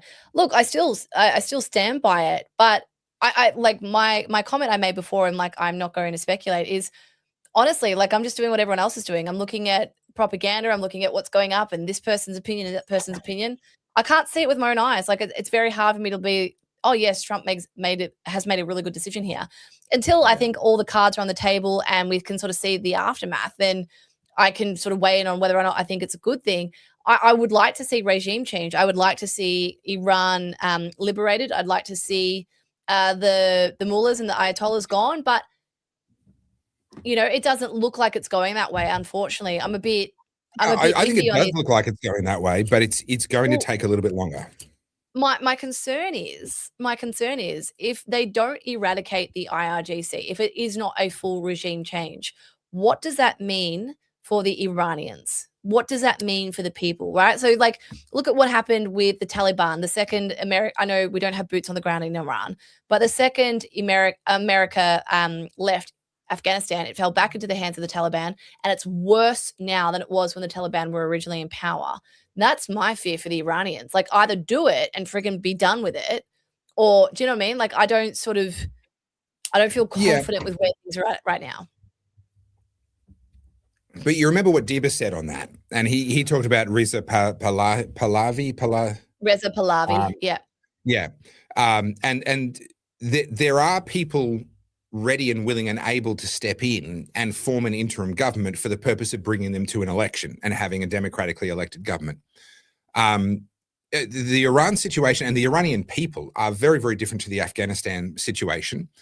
I hope that Trump resists the urge to put boots on the ground, and I'm hopeful that this blockading of the Straits turns into a waiting game, which takes away the need. He doesn't have to put troops on Karj Island if he blocks the Straits. The purpose of putting Marines on Karj Island would be to stop the export of oil. Well, he's already done that, or he's doing that. Assuming that the blockade is functional, he doesn't have to put boots on the ground anymore. So I'm actually, this is why my handle is optimism has returned. I'm actually more optimistic now than I was last week. I think Trump can now apply this blockade and continue the bombardment when necessary, etc. This ceasefire was never a ceasefire. It was ridiculous to even call it one. Continue all of that, but largely just play a waiting game. Iran can't resupply, they can't rearm, and they can't get money. There's only so long that can go on before something internally shifts. Also, one last thought on that. Remember, Iran is no longer a single, even the IRGC as a government is no longer a single entity. They have fractured and splintered to the point that one cousin can't even speak for the other. We see that with the negotiations. Well, yeah. One half brother. They can't even speak for each other anymore. You negotiate with one group and then some other group tries to hijack that negotiation. So that's already happened. Bleed them dry. And at some point in time, the balance of power will shift, loyalties will shift, and it will become feasible for the people of Iran to actually be able to overthrow that government. Yeah. Trump has said that he tried to send weapons and they got intercepted. I don't know how true that is. I haven't drilled down into that story at all.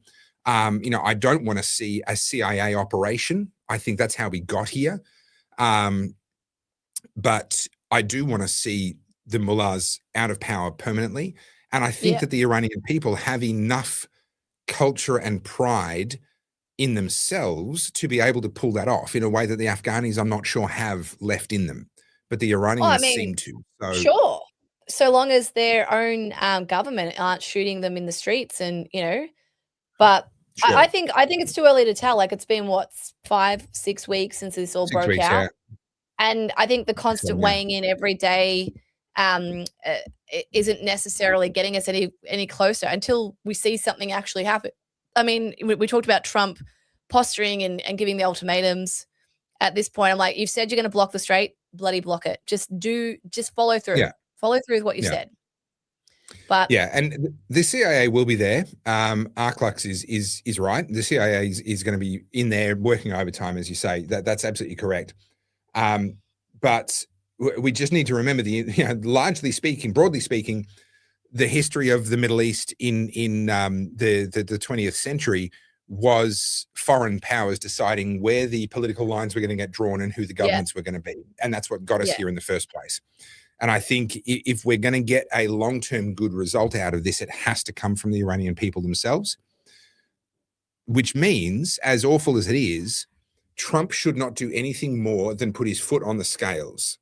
Yeah. But ultimately, the bloody work is going to have to be done by the people of Iran themselves inside Iran, and that's going to get really freaking ugly.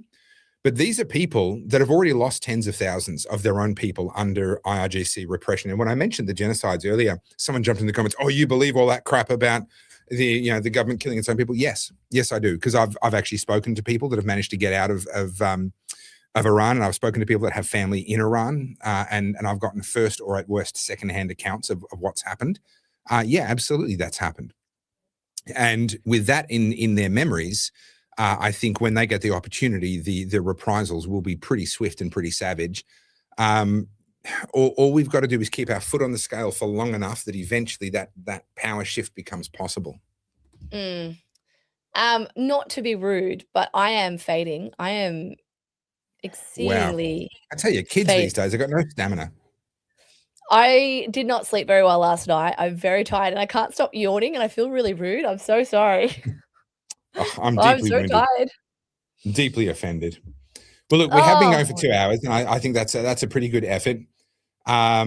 So just a couple. I'm not sure if we've shown a few of these super chats.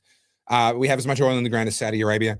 I actually haven't done a direct comparison, but on a per capita basis, I know that we are very, very well placed. And when you add gas, we've got vast amounts of gas. And then when you add coal, brown and black coal, brown coal for energy, black coal for coking, and so forth, like, we are very well positioned. It's absolutely absurd that we could run out of energy in this country. Is just the height of nonsense. Sorry, guys, anyway. I'm making everyone yawn. Sorry, guys. I'm trying so hard. I'm like, I can't. We're going to wrap it up, but before we wrap it up, I'm just going to post in the link to get into the giveaway. You need to be in the TOFA Project giveaway. The first birthday of the TOFA Project has just happened. I went full-time in January of last year, but the TOFA Project, as you see it, took shape in March of last year, and then April of last year was the first month when I really went for it. So this is the first birthday, and I'm doing a giveaway. So make sure you click the link in the description or go to tofafield.com. Make sure that all you got to do is join my email list. That's it. That's all you got to do. Join the email list. You will be in the running to be one of the winners. The first prize is worth over $1,000. There's $500 worth of gift cards, $250 towards fuel, $250 towards groceries. Then there's a bunch of merch, including a hoodie, which is going to come in handy because we're heading into winter now, along with other things, including a seat in the 2026 masterclass. So do head over to tofafield.com and do that.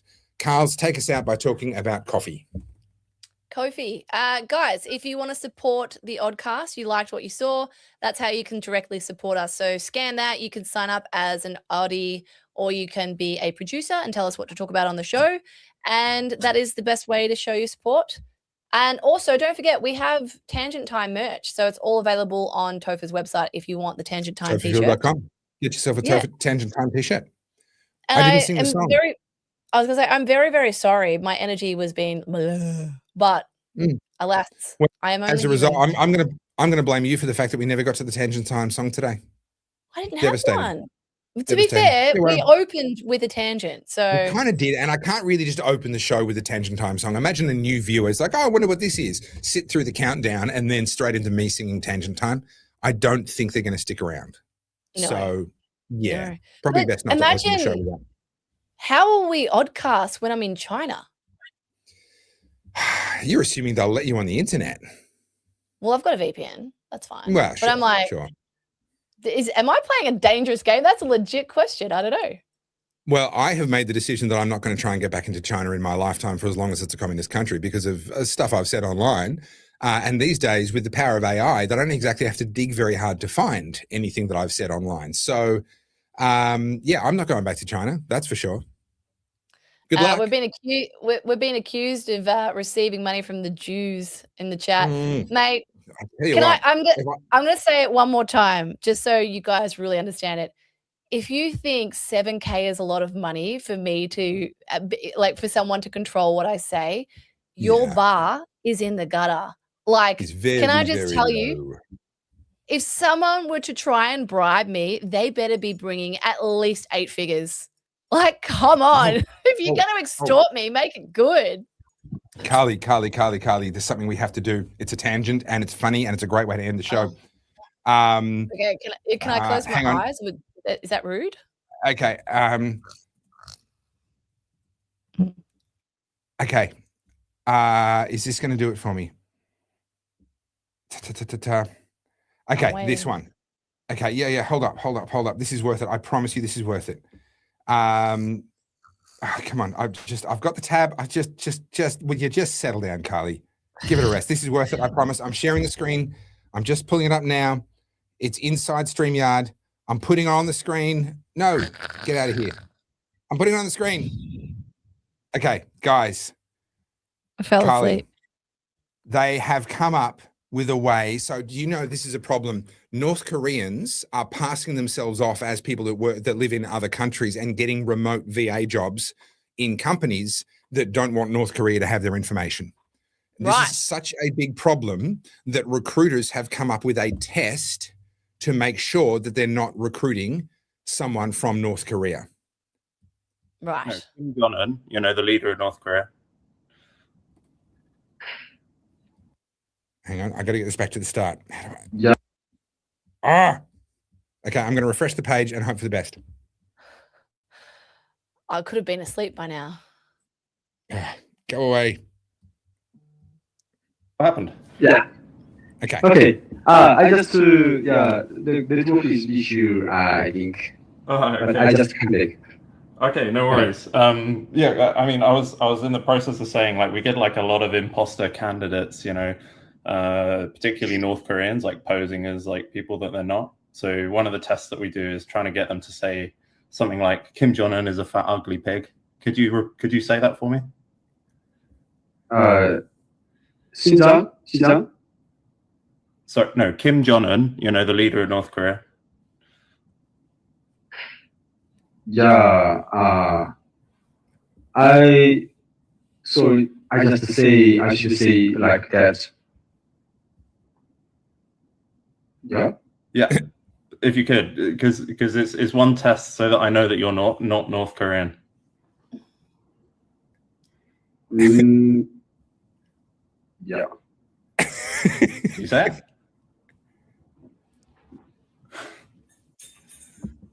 Poor bugger. I'm going to go with no. He can't say that. He's gone. Damn. He's gone. I really don't want to say it. He's logged off. He's gone. He just literally quit the job interview because even saying that in order to pass that security test would probably get him into trouble, or at least he can't bring himself to say it. So there you go. That's a little something amusing for the end of the Oddcast, and just to make Carly stay up a little bit longer. Gee, you better have that cup of tea ready. I tell you what, I am trying so hard. You know when you get to the point where you like start to do these ones? You're like, I'm almost there. I'm trying so hard. You do that within minutes of starting a conversation with me. What are you talking about, Carly? I know, but I normally am able to hide it. I can't hide my Right. yawns. I feel like my energy's been in the gutter. I'm sorry, guys. So there's a new recruiting test. Anyone that wants to work for the TOEFL project in future has to be able to say Anthony Albanese is a big fat pig. I wouldn't call him fat. Call him something he is. He used to be like fat. Retarded. To be fair, he went through a bit of a glow up when he knew he was going to be running for prime minister. He did. So did Dan Andrews. Have you guys ever Googled Dan Andrews when he was fat? I don't remember him when he was fat, but yeah. I do. I do, yeah. All righty, everybody. He looks like James Packer, out of here. Even though they don't like each other. Yeah. All right, guys. I'm so sorry, guys. I will bring the energy on Wednesday. See you Wednesday. Bye.